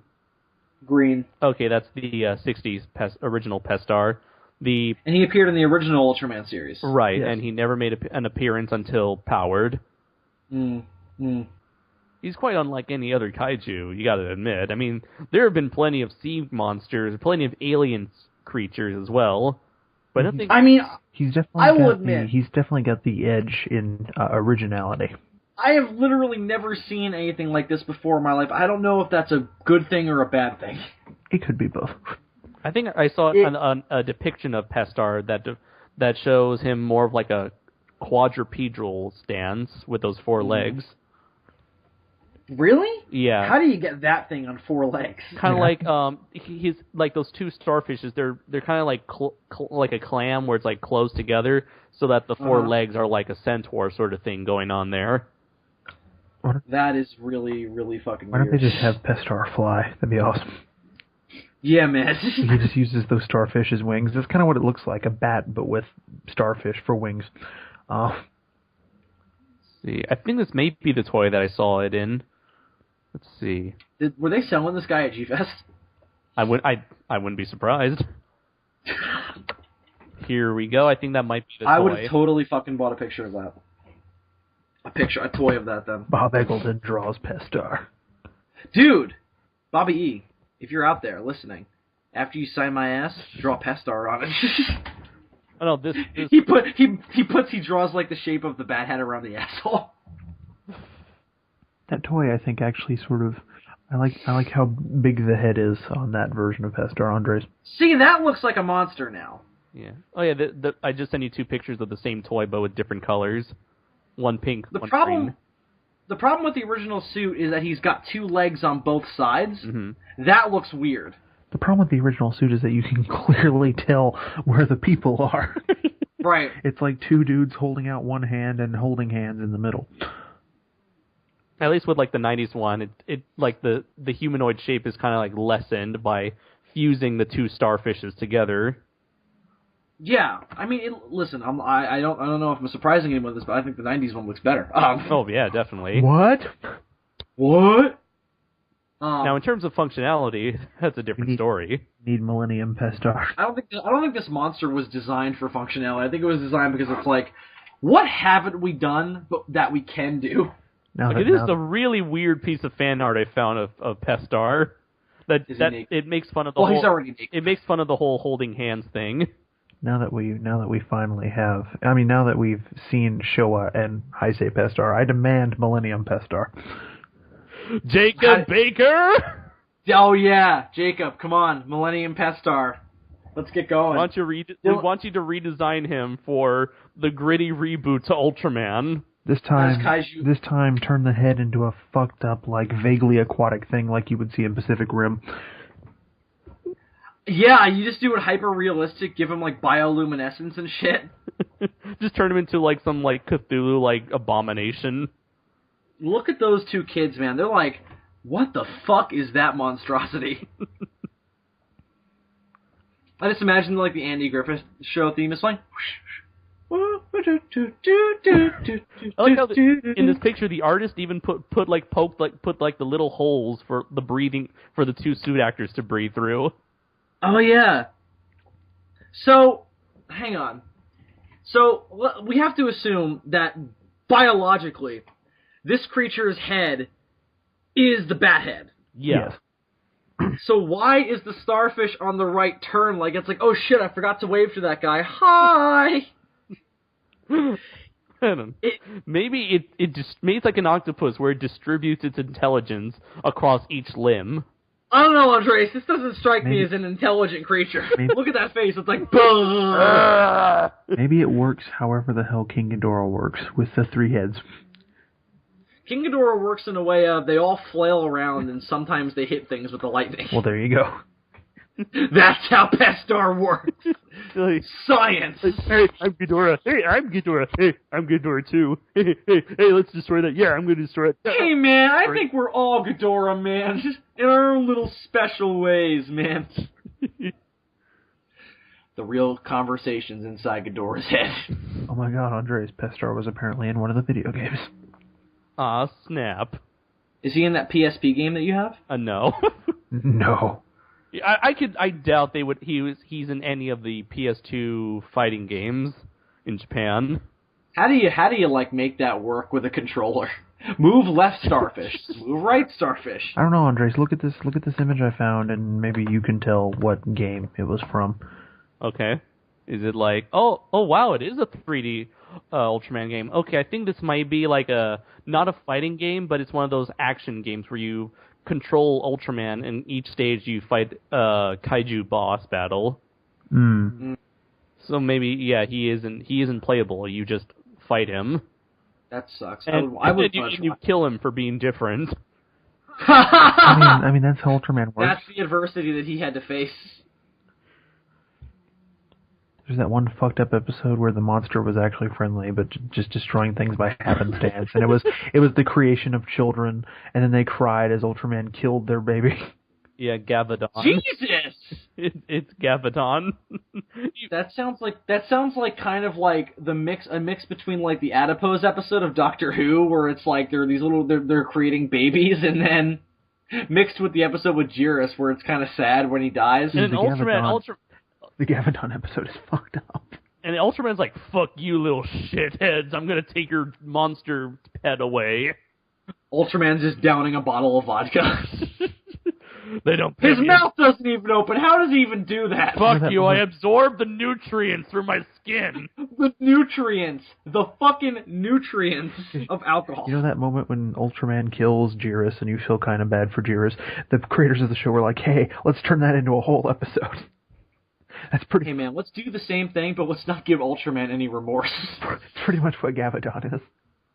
Do they play that up like Ultraman's crossed the line here? He's gone too far this time. No. Will this story element be played up in future episodes? No. Everybody forgets about it the next week. It always pisses me off when a show like that does that, like when it introduces a potentially interesting new facet of this character we all know that we've never seen before. Yeah. And then just completely ignores it and moves on. You know what they call that according to that website TV Tropes? What do they call it? The status quo is God. Yeah. Doctor Who does it a lot, and it's really annoying. They'll sometimes go through with things and like make them and kind of run with them, make them interesting, but then they always find a way to reset the status quo, and it's not always in a good way. Oftentimes, it's with the companion, or like the introduction of a new character related to the Doctor, War Doctor, or the Doctor's daughter, or the Doctor's wife. You mean the TARDIS? Yeah. I thought that was fine. I mean, sure, yeah, but it is. We've always known the TARDIS is alive. It's just more of like he's actually having being able to interact with it directly, back and forth. Yeah, big time. I mean, it's also like, is it really that hard for her to communicate? If she's able to speak when she's given human form, she can't like write text messages like, yo, shit's about to go down. Like that old school, like, what's it called, Yahoo Instant Messenger? AIM? AIM, yeah. The TARDIS are aiming back and forth. Bring, bring, bing. Yo, there's totally a Titanic coming towards me. Shit, yo. I can't stop it. God damn it. I fucking hate you. Why'd you send me to the wrong time period? Sorry, PMSing right now. Wanted to punish you for that whole Titanic. Every time with the fucking Titanic thing. Like, it's a fucking ship! Like, listen, what do you want me to do? This thing requires 6 pilots to fly it. I'm one guy. And you're always leaving the brakes on and shit. I know. You just fuck with... Doctor, why did you even bother? Doctor's like, I thought we had a close relationship. Yeah, sure. You do that while you're making out with Dr. Song inside of me. You fucked her so hard inside of me. Do you understand, like, how that makes me feel? You bring so many women inside this fucking ship. Hey, asshole, I was swallowed by a T-Rex once. Just because you were like, oh, I'm crazy now because I regenerated into a Scotsman. You did that, asshole. Alan Moore presents The Doctor Gets Real. So I was writing Doctor Who, and I came up with this idea of making the Doctor get real. No, the TARDIS gets real, not the Doctor. Well, they can both get real, depending on how you look at it, because you'll be asking me how it means. And when I say, well, I'll tell you, but I won't tell you now. Wait, Alan Moore, what does it mean? Oh shit! I was wanting to give it a little bit of time to let the ideas marinate in my mind. I was hoping that you would give me some time to come up with some bullshit to explain why I did that. Speaking of bullshit, Alan Moore, I think that's what's going on right now. It all makes sense in my second sequel to the TARDIS Gets Real, The Return. The TARDIS Gets Real 3, The Return. That's a really long title, Alan Moore. I'm not sure that. Fuck you. It's truth. Don't worry, it gets even more complicated when I make something the fourth sequel. It'll be called The Day of the TARDIS Gets Real. The Day of TARDIS Gets Real 3, The Return. For the reckoning.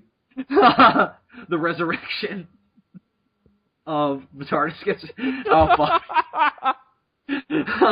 Alan Moore presents...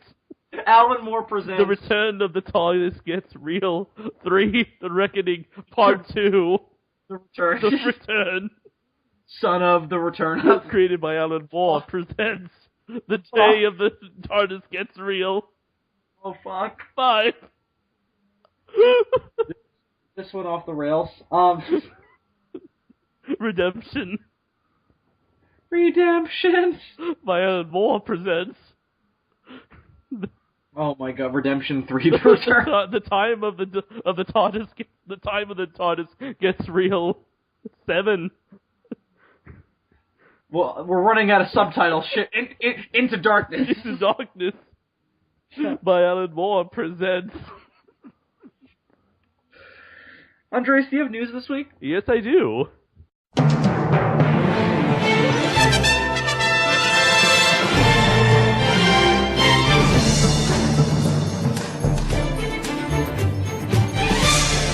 Well, and now to you, Andres, with the news.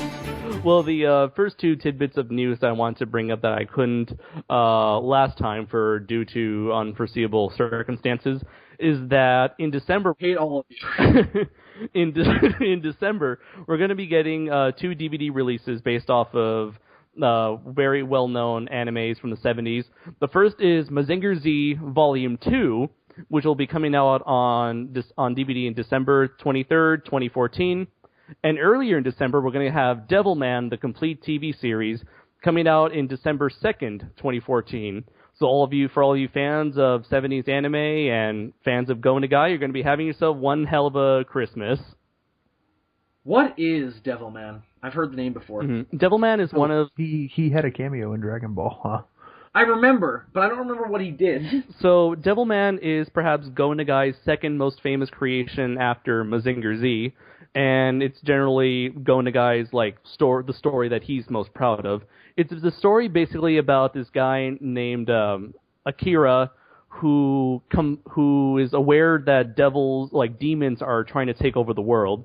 So he ends up his friend Rio, who knows more about demons than he does, convinces him to combine his soul with that of a demon, and his pure of heart allows him to take over the demon's body so that Akira can now become Devilman and be able to control those demon powers as he saves the world from numerous evil demons in the most goriest, most shocking ways possible.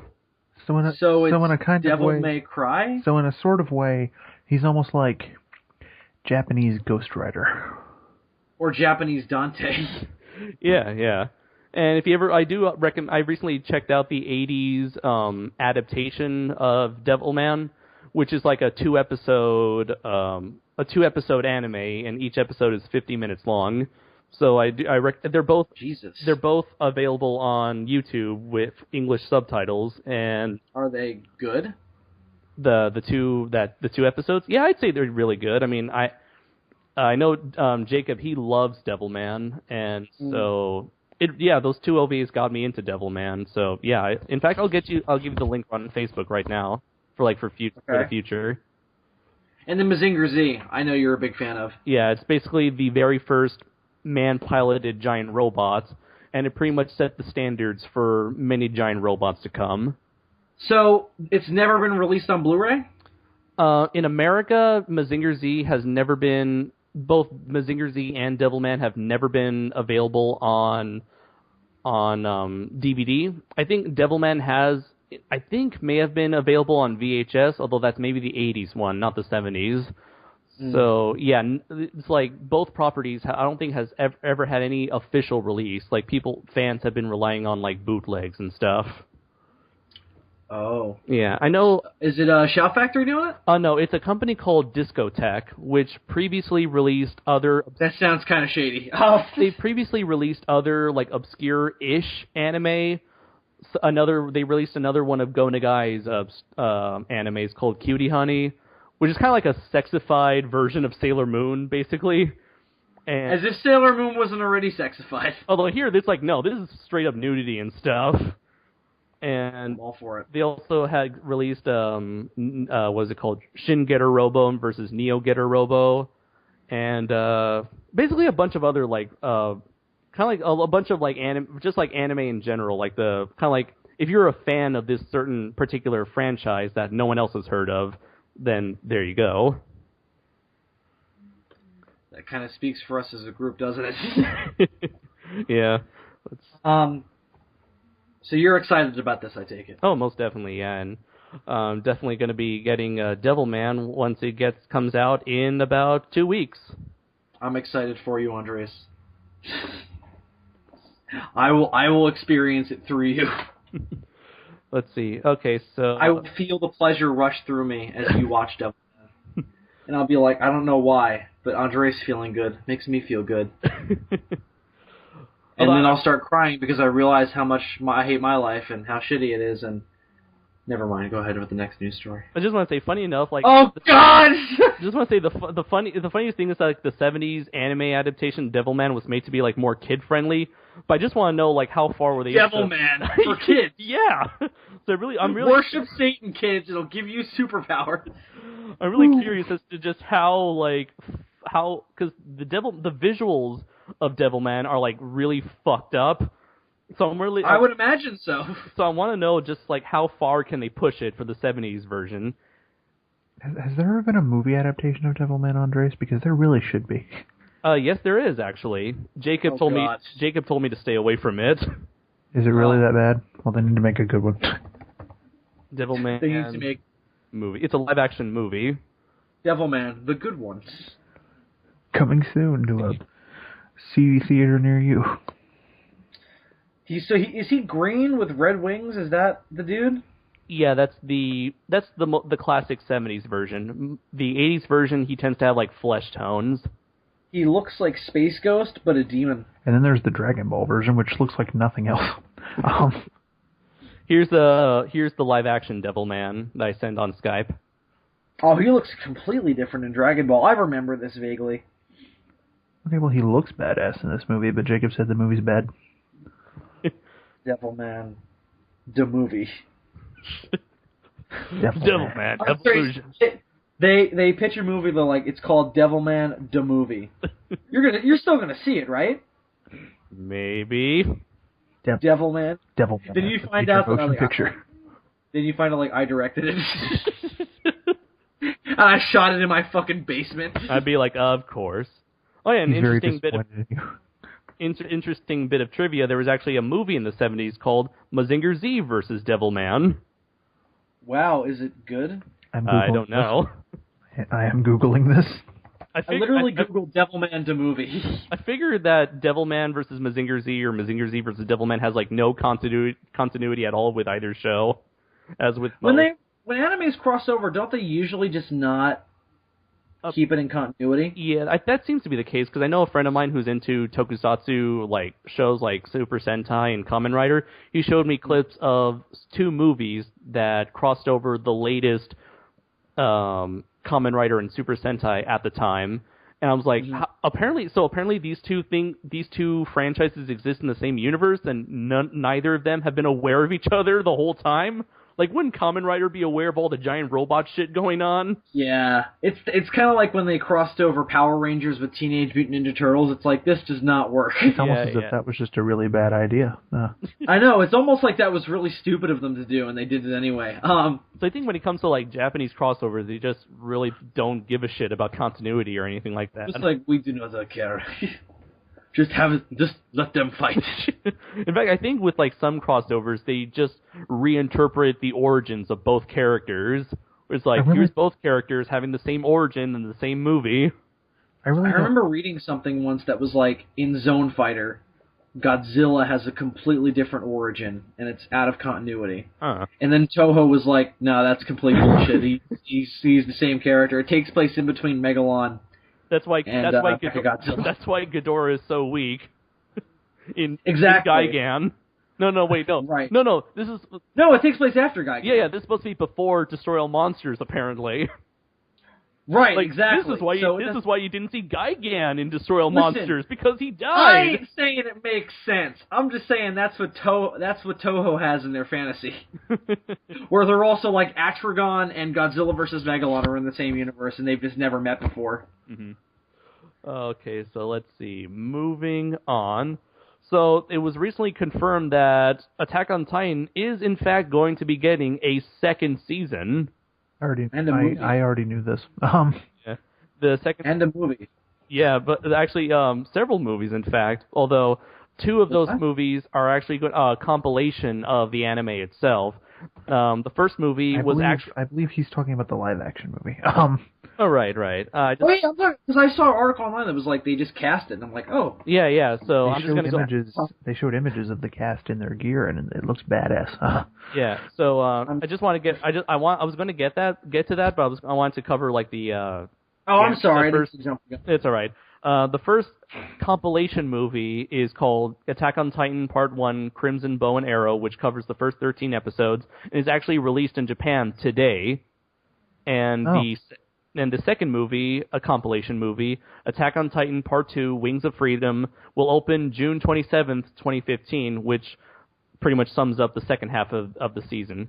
I don't know why they would want to wait that long to release something that's already available in episodic format, but oh well. Because money, Andre. Because rehash movies are a thing that anime does sometimes. Yeah. Personally, I tend to go with the episode version, but for some people, the summarized version works for them. I remember when I first got into Dragon Ball, mm-hmm. the first thing I saw was Curse of the Blood Rubies, which is it's not really like a condensed version of the first saga because it isn't about Emperor Pilaf, it's about some other dude. Mm-hmm. but it's pretty much all the major events leading up to that. So was it like new animation? Yeah, it was a totally different cast. It was a different intro. It's not the worst thing ever, but it's pretty terrible. Mm-hmm. But it's kind of, if you're a Dragon Ball fan, you should definitely watch it because it's kind of interesting. But it's pretty bad story wise, but it's kind of bizarre. Okay. So we'll be after like all these like live action and animated movies for 2015. Then 2016 is when we're going to get season 2 of Attack on Titan. And now moving on to the live action news, we actually got not only casting but posters depicting the characters from Attack on Titan, and it shows that they're actually going to be changing the time setting of the universe. I just sent you a link to the posters. And okay, good. I was looking for these and I couldn't find them. So apparently, while before in the anime and manga, Attack on Titan generally took place in like the Middle Ages, where I think they mentioned the year was like 800. But in the movie, it's actually going to be a post-apocalyptic film where the characters will have a bit more conventional weaponry. I'm assuming stuff like, I don't know, like RPGs and grenades or stuff like that. Whoa. Hang on. This is going to be in, like, the real world? Yeah. And I assume this is done for budgetary reasons. Probably. And they turn all the characters Japanese, and they introduced a couple of original characters. Darn these Japanese with their yellow washing of our European characters. As big fans of the show, what are your guys' thoughts on this? I know I would be pissed. I'm not that surprised because this is a Japanese production, so I'm just wait, like. Are you asking us if we're pissed about the yellow washing or about the setting itself? No, if you're pissed about the fact that they've completely changed not completely changed the premise, but completely changed the setting. Well, as long as they just keep to the main story, I figure any how would you say it? To me, it's all going to come down to how it's done, because this image of the woman with the glasses hugging the bazooka is pretty fucking awesome. It looks pretty cool. It does match her character. Yes, it does.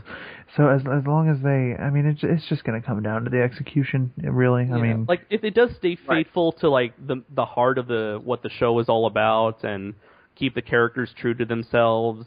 So Eren has to be really whiny. No, got it. Number one. Yes, she has to shout a lot. Right. I mean, would I prefer to see it done in the Middle Ages with white people? No. No, I expected a Japanese cast, but then Andres was like, "Oh, it's post-apocalyptic." I'm like, "What?" Would I prefer to see it done in the correct setting? Well, I guess it technically is post-apocalyptic.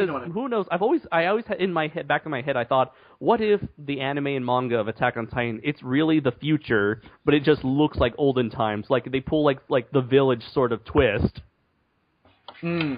There's just that's what I initially thought. There's just one problem with that, Andres. If I remember correctly, The Village is a terrible movie. Yeah, but that's the closest thing I could think of that's pulled off that twist. No, I get the idea though, but I remember I thought that, and then one of you was like, "No, that's not what's going on." So I was like, "Oh, okay." And then I just accepted it. The casting here appears to be pretty good. I mean, I'm gonna admit I don't know any of these people, obviously, but this chick they cast is But this chick that they cast as Mikasa, she's pretty fucking badass. Look at that. Okay, may I just say, since I am still here? No, you cannot. No, you cannot say. Okay, then I won't. You lost your say privileges. No, I'm just kidding. Damn it, Andre. You guys do know somebody who's in the cast. Because he Oh? plays the Major who gets killed in Godzilla Final Wars. Oh. Kasama? Oh, which one is it? Yeah, he plays the character that I think is supposed to be Levi, but I highly doubt it's Levi. Cool. All right, is this I don't think you're talking about the first picture. I'm thinking that's supposed to be Eren, maybe? Yeah, I figured the first picture is supposed to be Eren. Are you talking about the last picture? No, he's not even on that website. Oh. Okay. Hold on.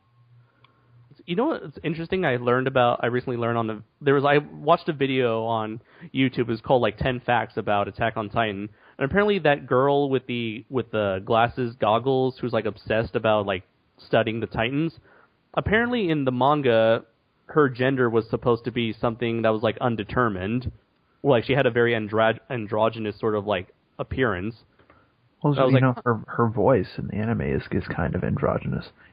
Did they cut the blonde kid out because they said it in Japan? I don't know. He might just be played by somebody who's not blonde, because are there blonde Japanese? Jean is in... Oh, Armin is definitely in here. Jean, they've completely changed. And I'm pissed off at that, because I'm like, I love Jean as my favorite character. Yeah, Jean, according to this, Jean has black hair and is completely Asian, and I'm like, no. Is that the second picture? See, I think there may have been another website that showed like the names on the posters. I'm seeing a couple at the bottom here, but I don't recognize any of the names. Yeah, I think those are supposed to be like the original characters. To play... Hold on. I just remember the Attack on Titan car commercial, and if it's... Yeah, I was about to bring that up. If it's half that awesome, I am so down. Is that? Yeah. Do you think that's what the Titans are going to look like? I'm pretty sure. Oh yeah, the director is Shinji Higuchi, who was the special effects director of the Gamera trilogy, GMK. Ooh. He was the storyboard artist for End of Evangelion and the Rebuild of Evangelion movies, and a shit ton of anime, so... Yeah, I got my hopes up for that one. Oh yeah, and Shinji Higuchi also made Gahara, the dark and long-haired monster. Another thing I like. Cool. Do we have a release date in Japan for this, and where will I be able to get my grubby little hands on it when it does come out over there? David's dark depths of the internet piracy world. You just have to wait long enough for somebody to sub it. Damn it.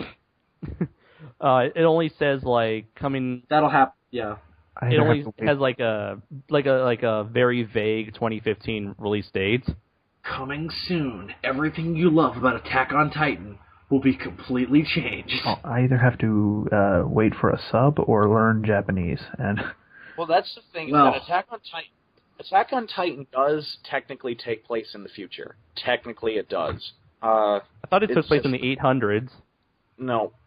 Well, yes, it's been 800 years after the apocalypse has happened. Oh, okay. Actually, yeah, it's what inspired me to do the Mothra thing, where I say like Mothra takes place in the year 3000. All right. After the apocalypse or something, yeah. And the whole idea is the Titans just made everything fall back. Yeah, and that the Titans, once the Titans showed up, that was essentially their year one. Oh, I see. So it's like after. So it's like, okay, let's say it was like 800 AT after Titans. Oh God. That pretty much. That statement just gave me cancer. Good. Good. I'm glad. Let's see. So my boner has been enhanced. Wait, what? So moving on, in further Japanese movie news, we're going to get a new Dragon Ball Z movie next year. Woo! It better be. If it is not as good as Battle of Gods, I'm going to be pissed. And it's called Dragon Ball Z Resurrection F. Which stands... I wonder who they're going to bring back, you guys. Tell them what it stands for, Andre. It obviously means... Resurrection Frozone, right? Right now I'm like, crap, I can't think of a Dragon Ball Z villain who begins with F. Damn it, Bill, find a corner and go in it. Oh, that is a great question. I'm trying to think of another one. Are there any other Fs? Holy shit. Anyway. So yeah, Dragon Ball Z, the new movie's going to have Frieza again, and it's going to be released on April 18th, 2015. Are you guys a little bit disappointed with this? Because I am. Not really. I mean, obviously they're going to have to give Frieza a major power boost. Well, yeah, definitely. Yeah, I want him. He was kind of a big part. I just want them to remake Star Trek III: The Search for Spock. With Dragon Ball Z? Frieza? Goku's gonna fly around space in a leather jacket. Searching for Frieza. Well, it's like, here's my problem. They make a joke in I think it's Budokai 3, about Frieza constantly being resurrected. Mm-hmm. Where Goku... I remember I was playing as Battle Damage Super Saiyan Goku fighting Frieza. Yeah. And at the end of it, they would do battle taunts. And Goku just goes, "Don't ever come back again, Frieza. I'm sick of putting you down." And I was like, holy shit, that's how I feel. And then Fusion Reborn happened, and that thing. Yeah, that's the thing. And that thing in GT that we never speak of. The thing in GT. And then that OVA. The thing in GT would be awesome if it was actually adult Goku. And that OVA with the tuffles. Yeah. Oh my! It's crazy. Frieza is constantly being resurrected. And if they don't do something really interesting with it in this movie, I'm going to be really disappointed, because it's like, I would rather have Cell come back. I would rather have... What I'm interested to see is how these two new characters are going to play into the mix, and what the hell Beerus and Whis are going to have to do. Yeah, because you got two characters who are infinitely stronger than both Frieza and Goku. So it's going to be interesting as to how what Dylan said, how they're going to play a part in all this. Clearly, these two new characters are going to be the actual villains. They're obviously, I think, going to be the ones to resurrect Frieza. Right. They're going to be the ones pulling the strings. One of them is this weird little blue creature who sort of reminds me of Bobbity, but isn't Bobbity. He also kind of looks like a koala bear, but that's neither here nor there. If I may pitch an idea, what if the idea is kind of building off the end of Battle of Gods, where Whis is like, Goku, you could be the next god of destruction, and Goku's like, no thanks, I'm good. And then Beerus is like, oh, what are you talking about? What if they're trying to make Frieza the new god of destruction? That would work. That would work, especially with that line in Battle of Gods where Beerus acknowledges Frieza's existence. I mean, Frieza's a big part of the plot in the first 20 minutes, so it kind of makes sense. This is the direction they're going in. The only problem is just like, this has happened before, guys. Yeah, but this time this is supposedly like legit canon to the Dragon Ball series that Akira Toriyama made. So was GT when it came out. I mean, Fusion Reborn. I consider Fusion Reborn like all. I mean, I consider all the movies canon to be kind of sort of canon, even though they don't work. Yeah, but I guess you could say that like Battle of Gods was supposed to be like the first legit canon movie. In a long, definitely. I mean, Battle of Gods was one of the most impressive movies that I had seen in a while, because it was way better than I expected it to be. Mm-hmm.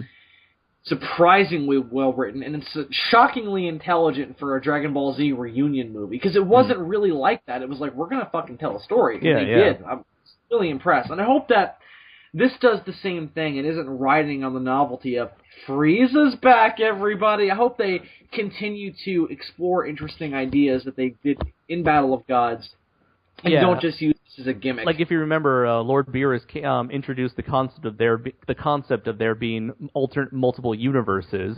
So yeah, which was hilarious, because Dylan and I watched that right when we released issue 2 of Godzilla Odyssey. Yeah. Which was really weird. Godzilla Odyssey cannot be in continuity with Battle of Gods. It can only be in continuity. It can only be in continuity with DBZ pre-Battle of Gods. I mean, Godzilla Odyssey just take place in another alternate universe. Yeah, but they clearly state in Battle of Gods that there are only 12 alternate universes. I think that was the number. Well, maybe one of them is Godzilla. Whereas in Godzilla Odyssey's overall universe, we have established that there are an infinite number of universes. Right. No, fair enough. Yeah. Why only limit yourself to 12? I know, it's like, what the fuck was the idea behind that? Yeah, it's like in Thor, 52 universes. There is a set number of planets that are connected. I'm like, why? Why limit yourself, man? It's like, this is immediately like cut down. Maybe in the next movie they're gonna show all the different gods of destructions of the different parallel universes. So they wanted to keep a number that they could show realistically. Maybe they're trying to. All these movies are eventually going to build up to like a Crisis on Infinite Gokus. Oh God, yes. What if these two new characters are like the Beerus and Whis from one of those other dimensions? But then why would they dress up at like Frieza's henchmen? Unless they're disguising themselves as Frieza's henchmen. Maybe they're not. Maybe it's because they come from an alternate universe, so they don't have to play by our rules. I don't know, man. That sounds a lot more interesting. You're not limited by your prejudice. That sounds a lot more interesting, because I really hope that they're more than just, oh, here are two of Frieza's henchmen we've never seen before who are here just to resurrect Frieza. They look like Frieza's henchmen because Akira Toriyama reuses the same design elements over and over and over again. Yeah. Blue Cybermen. I'm pretty sure that's why. But by the way, now that I'm a Doctor Who fan, I cannot say. Oh, you're a Doctor Who fan now? Well, it's like, now that I am, and I'm also a Dragon Ball Z fan, it's like, whenever I say Cybermen, I'm like, I feel like I just said Cybermen, even though I didn't. It's very frustrating. And then you have in World's Strongest, you have the Cybermen. Dun, dun, dun, Dr. dun, Ball Z. dun, dun. Dude, when you made Popo on a bridge, now you have to do Dr. Weiss. Dun dun dun dun dun dun dun dun dun. I do want to say, I really hope that we'll get a Super Saiyan God Vegeta. Were you guys a little disappointed with the Super Saiyan God? I mean, it's kind of funny because Goku is kind of, so it's kind of fitting, but... Not really, because it's not. They don't treat the Super Saiyan God like it's like the be-all, end-all Deus Ex Machina that's going to solve everyone's problems. Like, even that was something that I really enjoyed, even after he becomes this, like, Ultimate Saiyan God character. I just thought design-wise it was like... He still needed to put up a fight. He still loses. Yeah. Goku loses. I know, it's brilliant. Exactly. It really was. No, but I'm just saying, like, design-wise. I just mean aesthetically. I guess so, but they did kind of establish before with Ultimate Gohan that when you're at your, like, utmost powerful, you don't really change a lot. So it's not that much of a surprise, really. Maybe if he had the Super Saiyan hair just red, then I would see it. That was one thing. Well, the other thing was, or, like, they would bring back that fan art of Super Saiyan 5 where it looks like a combination of 4 and 3. Here's my issue. Everybody, I don't know why, whenever we go past Super Saiyan 3, everybody's like, oh yeah, red. It's like, what the fuck? Why do we have to make them red? Because red is awesome. But they already have the Kaioken, which is red. Because red is a hotter color than yellow. What about a blue one? That would be cool. That'd be cool, yeah. Maybe when he masters it be blue, I don't know. I literally thought you were about to say when he masturbates. When he becomes an interdimensional Saiyan God? No. I'd pay to see that. You said Crisis and Infinite Gokus. I know you were kidding. I would like to see that. No, I would like to see. Yeah, I would like to see that. They should do one where it's a universe where Goku went evil. They could do one where Goku was like a nerd or something. I mean, an alternate universe where Goku is just like becomes so powerful, he just becomes like he goes beyond like physical form. He could become Beerus. We just start taking famous comic book arcs and redoing them with Dragon Ball. Cyborg Goku, guys. Come on, why not? Days of Future Jiro. An alternate universe where Goku. Dude, I'm so down. An alternate universe where Goku died, and so his father became the protector of Earth. Bardock? Yeah, Flashpoint Bardock. Oh, I see. Okay. Wait. All right, I can dig it. Wait. Okay.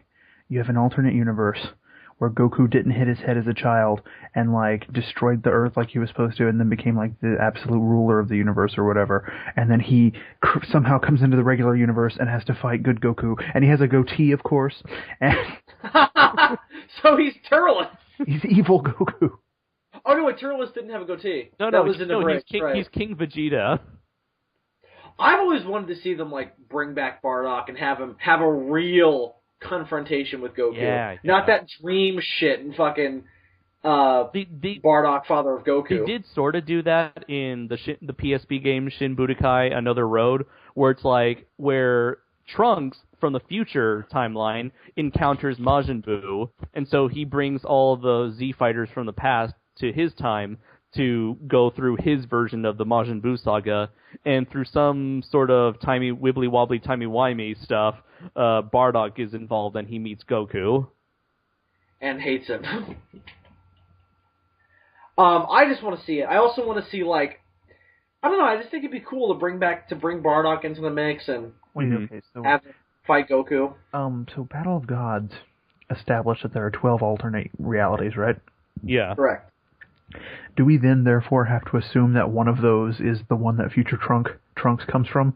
Because ooh, that's a good point. Yeah. Huh. Oh yeah, well, I don't know, because would an alternate timeline count as an alternate universe? Yeah, they state in DBZ that that's what happens. I mean, yeah, I mean that's the way the theory works in most works of fiction that I've encountered. But no, they say that in DBZ. Trunks goes, time doesn't work like that. It doesn't change the future that I exist in. It creates a new Dr. Trunks. Dr. Trunks. He does have a TARDIS. He does basically have a TARDIS, except it's just not bigger on the inside. but yeah, it's complicated, and we shouldn't think about it too hard. Because now we're talking about things that were created 20 years ago. Yeah. Also, I do want to point out that it looks like Goku and Vegeta are wearing different uniforms. Oh yeah. Yeah, like Vegeta. Sort of... I like that they went back to the battle armor Vegeta in this. Yeah, like Vegeta, he's wearing white, black and white instead of blue and white. There's some sort of symbol on Goku's. I guess he's wearing a kimono there. I love the idea of Goku in a kimono. I think it's just like that uniform. It kind of looks like the uniform he had at the beginning of the Saiyan saga, where he didn't have a shirt underneath. It was just like that orange gi or whatever it's called. Yeah, but you see. So what he looked like at the end of Dragon Ball. You see the symbol, the symbol on the chest there that's never been there before. Yeah, it looks like the @ symbol. Yeah, Goku @ Maybe Goku studies under Steve Jobs. Goku@gmail.com. Suddenly Goku's really into social networking. Hashtag Goku, hashtag Super Saiyan God, hashtag... Hashtag food. Hashtag... Eat all the food. Hashtag fuck you, Chi-Chi. Hashtag Freezer's back, Ermagerd.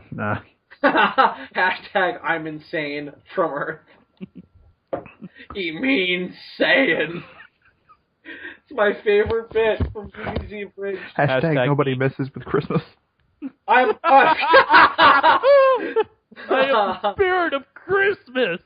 Nobody rapes Christmas.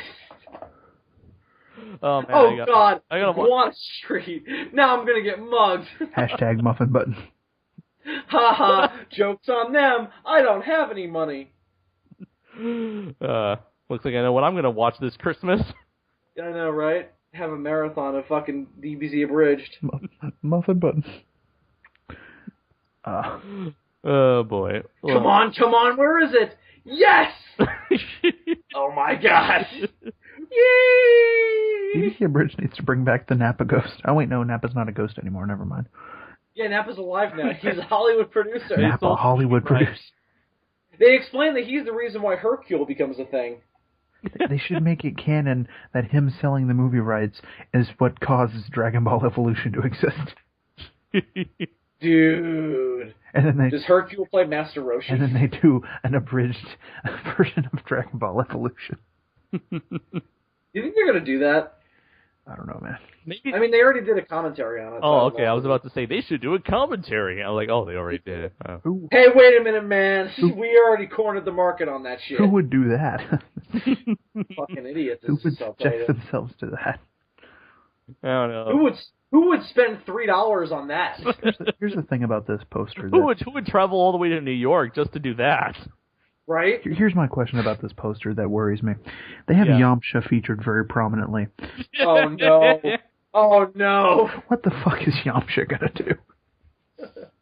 Hey, Frieza, I'm gonna, totally stop you. I think he's gonna die, and isn't he out of times that he can be brought back to life? Isn't there a limit? Dylan, he has died so many times. Don't you remember, what was it called, when they upgraded Shenron, that he could bring back people as many times as he could? Oh yeah, that's right. Dende had to Oh yeah, Dende gave him iOS 7. Wait, did Dende appear in Battle of Gods? No. Yes. Yes. Really? Yeah, you know what I want? You know what I want to see? I want to see. Yeah, he was at the party. He healed Vidal's bullet wound. Oh yeah, that's right. Which is maybe the most fucked up but hilarious scene in Dragon Ball history. Is when fucking Vidal is pregnant and gets fucking shot. Was Popo there? I don't remember Popo. I don't think Popo was there. Popo wasn't there. That movie It's not that I can tell. That movie had a serious lack of Popo. Guys. Popo was very abridged. You know what I really want to see? I want to start seeing Trunks and Goten get older, so I can just see teen Gotenks. GT denied me teen Gotenks. GT denied us a lot of things, bro. GT denied us quality and entertainment. Yeah, I think it's. I want to see Super Saiyan 3 Vegeta, if not Super Saiyan God Vegeta. I need to get up tomorrow at 9:00 in the morning. Good night. Bye, Adam. Gonna bug out? Yep. All right. Thanks for coming on, man. Take care, man. Say good night to the people. Good night. whoever's listening. I don't think there's many people listening anymore. Vote of confidence from Adam and Noise. What was I going to say? Oh, yeah, because I forgot what game. There was a recent Dragon Ball Z game that introduced Super Saiyan 3 Vegeta and Super Saiyan 3 Broly. Was that in Battle of Z, the one that introduced God Mode and Beerus? I don't think so. I think that was the one before it. Maybe it was like Raging Blast. What was the one that just came out? Was that Xenoverse? Xenoverse. I think Xenoverse is the one that's currently in development, though I could... Oh, okay. You know what I always wanted to see? Broly as an Uzaru. Yeah! Did he get his tail cut off? I mean, he could grow another one. That's a thing that happens. Every now and then. No, they just yank it out of their ass. Let's see, Dragon Ball Xenoverse, February 17th, 2015. Cool! I'm definitely not going to buy it. Is it Tenkaichi style or Budokai style? I mean, it might not come to America right away because the Battle of Gods came out last year, and we just now got it released here on DVD and Blu-ray not too long ago. It states that it's part of the Budokai Tenkaichi series and that it features full 3D destructible environments. Pretty much like ever since Dragon Ball Burst Limit, which was the very first PS3 era Dragon Ball Z game, they've never gone back to that original Budokai style after Burst Limit. Well, I mean, the Budokai Tenkaichis on PS2 were just so fucking fun. You guys ever played Super Dragon Ball Z? Because I think that was the Capcom a Capcom Dragon Ball Z fighting game that was styled after Street Fighter. No, I didn't even know this was a thing. Oh, and they introduced like a super version of Mecha Frieza. I'm gonna look for it. Whoa, like what? Like fucking like shoulder missile launcher Frieza. Oh, I've seen Super Mecha Frieza. That's before. intense. I've seen Super Mecha Frieza. Yeah, Resurrection F, wasn't that Mecha Frieza?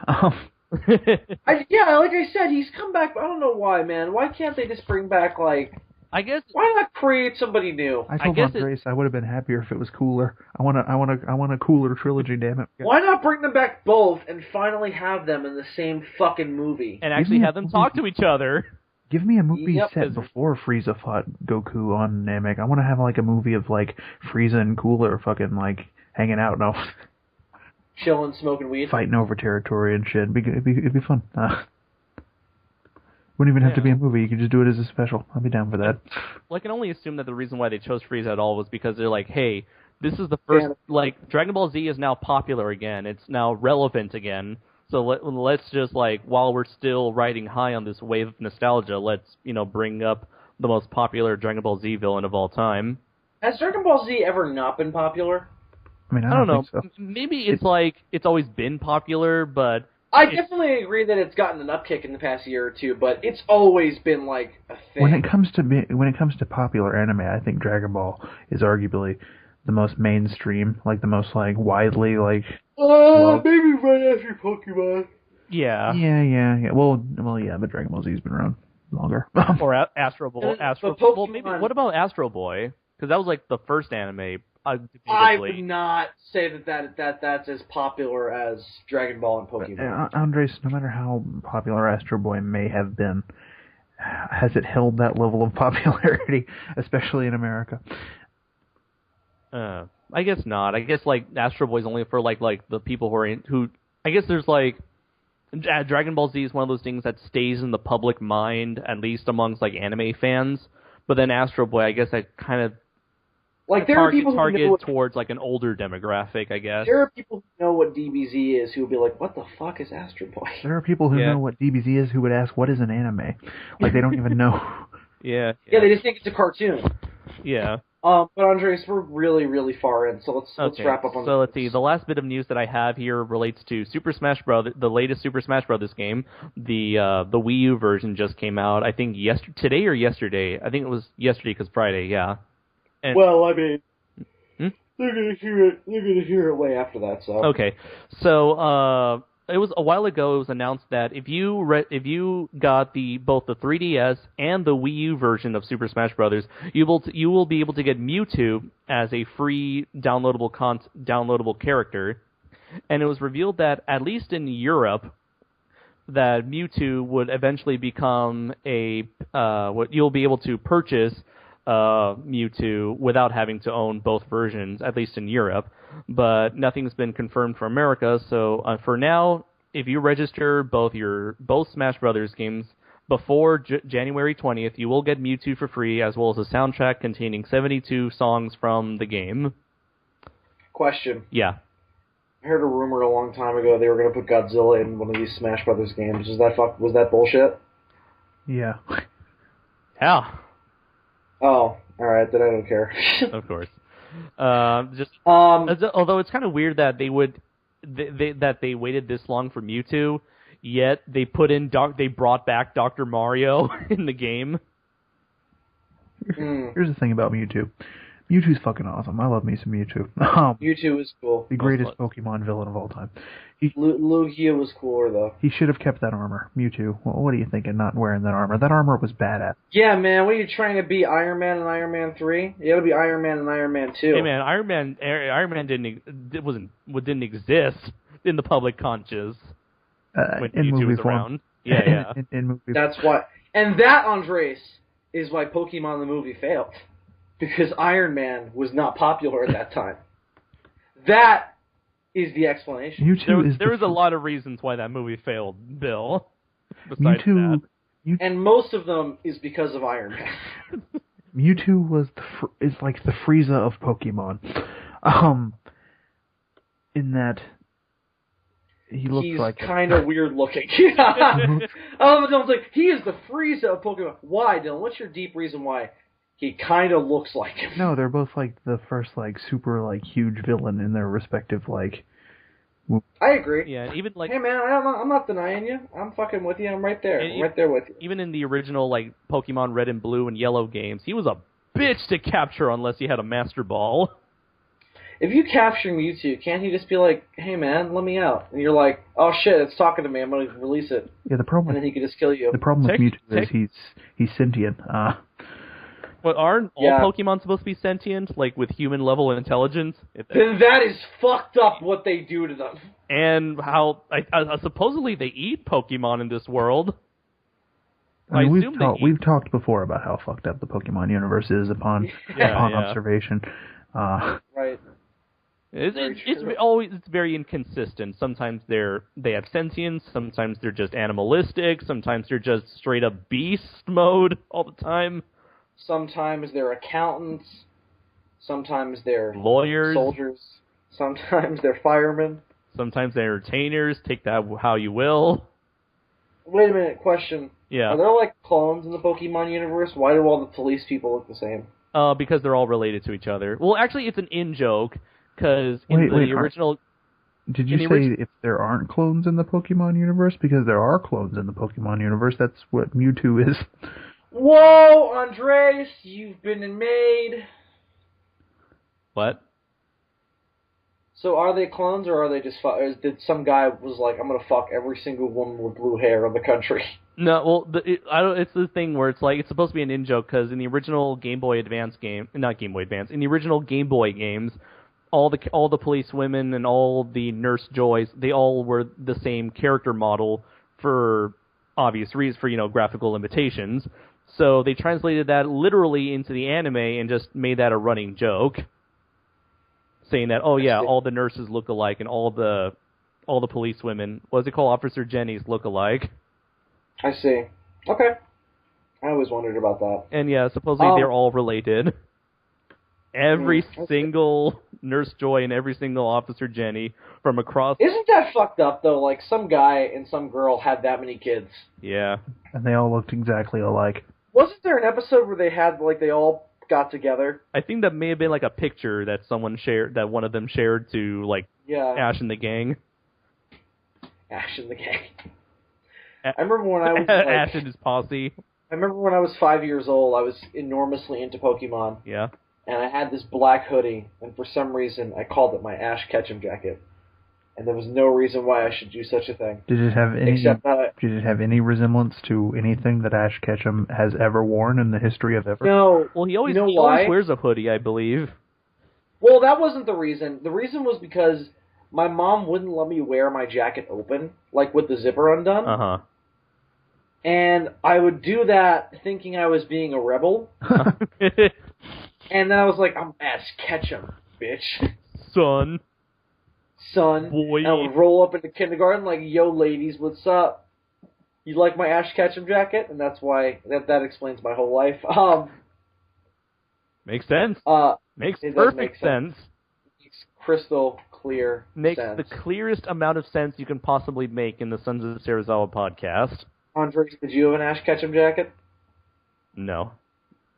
Did you have a jacket of equivalent description? I had a leather jacket. I have a leather jacket right now. Here's my problem with Ash Ketchum. Why do they keep changing his hat? I liked the original hat. Because why is it like a greater than sign? I don't know, but apparently, every time they move on to a new generation of Pokemon games, they change his clothes. That's stupid. No, they keep him the same age because they want to keep him relevant to the young kids who watch the show at the time. Why don't we make him a badass Pokemon slayer? And he's like, I'm gonna fuck up all the evil Pokemon. He's got a sword. And he just goes around cutting off bad Pokemon's heads. I would prefer and displaying them on stakes. Well, I know that, like, seriously, I know Ash Ketchum was based off of the main character from Red, Blue, and Yellow, and every generation of games they introduce a new male and female protagonist. So I'm like, why don't they just move on to the new protagonist of each generation instead of keep holding on to Ash throughout this whole time? In fact, who names their kid Ash? The same person who names their kid Red in the video games. I suppose. Bruce Campbell's character in Evil Dead was. Oh yeah. Oh, that is a name. That's maybe right. Ash Ketchum's name is also short for Ashley. Maybe his name is Ashley Ketchum. Actually, in Japan, his name is Satori. Whatever. I believe. I don't care. Listen, Andres, we don't care about your Japanese facts. We just care about America. America. Guys, I found an image that explains Ash Ketchum's change in appearance the only way I can. Meth. Let me see this shit. I already shared the link. Okay. Whoa! Not even once. What the fuck happened? And here's a link showing all of his different wardrobes. Just so you can point and laugh at them. I was a child 14 years ago. All right. I feel old. My knees hurt. Diabetes. My pancreas doesn't work. My pancreas doesn't work. And on that note, yeah. Is Pikachu still around? Yeah, he's always been around. He's always around. Is he ever going to evolve, man? No. I know. He's stuck in the past, man. He's got to move on to the future, Is he ever going to turn into like a Mega Pikachu? Oh, I wish they'd introduced Mega Pikachu now. But funny enough, like at this point you'd figure after being with Ash for undetermined amount of years that he would be at level 100 right now. But apparently in one of the newer episodes from last year, Pikachu lost to like a brand new Pokemon that a Pokemon trainer just captured. Whoa. Oh my god. Drama. Oh my god, you guys, I found it. This. You found meth? Yes, no. This. The closest thing to meth. This is my vote. Pokemon. This is my vote for what Mega Pikachu should look like. Whoa. Whoa. That is intense. It looks like a Simpsons character. It looks like a Simpsons version of Dragon Ball Z. With Pikachu. Actually, it kind of looks like what people think of anime in general. It's like everything awesome about anime wrapped up in one image. It's two modern anime characters drawn in a 70s anime style. Well, kids, with all that said, I am falling asleep in my chair because I've been up since 6:30 in the morning, and it is currently 2 o'clock. It's about time we wrapped up this freak show. We ragged up. Yeah, we wrapped up. I can't talk anymore, Andres. Can you do it? Okay. No, I'm kidding. I'm gonna do it. I'm gonna do it. I'm not giving you the satisfaction, but I do love you, Andres. You are my beautiful Mexican child. Okay. So, as always, kids, be sure to like the Sons of Serizawa Network homepage on Facebook for more updates on all things SOS. Be sure to check out both Sons of Serizawa spin-offs. We have, of course, the Demons from Outer Space, which is a weekly podcast, and then we have Shoe Watch, Super Dynamic Ultra Force Go, which is a podcast that comes out which is released on some other kind of schedule. Yeah, we just release whenever possible. Like I would just like yesterday, we were originally planning on recording. I was like, "Hey, David, are you available?" No. Hey, Adam, are you available? No. Okay, no Shoe Watch then. But Andre's all by himself. All by myself. They basically run Shoe Watch on the same kind of schedule that I run Kaiju Spotlight on, only they're more reliable. Yeah, although you should check out the latest episode where we do our commentary on Ralph Bakshi's Wizards. And look out for the new episode of the Demons from Outer Space, in which we talk about serial killers and Daleks. Ooh. And Daleks and serial killers. And hookers and blow. You should watch it. It's fucked up. It actually should already be up, so you can go ahead and check that out. Also, there is a special tribute to a fallen hero in that episode, so I do recommend you give that a look. Oh, yeah. But in terms of other stuff, of course, there's 2 episodes of SOS Interview up, and that's not a regular podcast, but that's on the network, so you should check that out as well. With Chris Mowry was the first episode, and Jacob Baker was the second episode, who was, of course, a big SOS family member. And hopefully coming soon, the long-awaited interview for James Biggie. Yes, that is coming in this lifetime, certainly. Biggie, if you're out there listening, we're planning it. It's going to happen. We are here. We are waiting. Your radio may say fuck you, but I say fuck you to that radio. It's a reference to something he posted on Facebook recently. Anyway. Oh, okay, now I know. Yeah, you commented. I was like, you don't remember that shit? That shit was funny. Anyway, so that's going to do it for this week's episode of the Sons of Serizawa podcast. As always, I'm Bill Worcester, a.k.a. Zazzy Bar. I'm Super DM64. And I'm Andres Perez, a.k.a. Kaiju Noir. And ladies and gentlemen, that's exactly the way it's been. And the science has been sound since 2013. Good night, kids.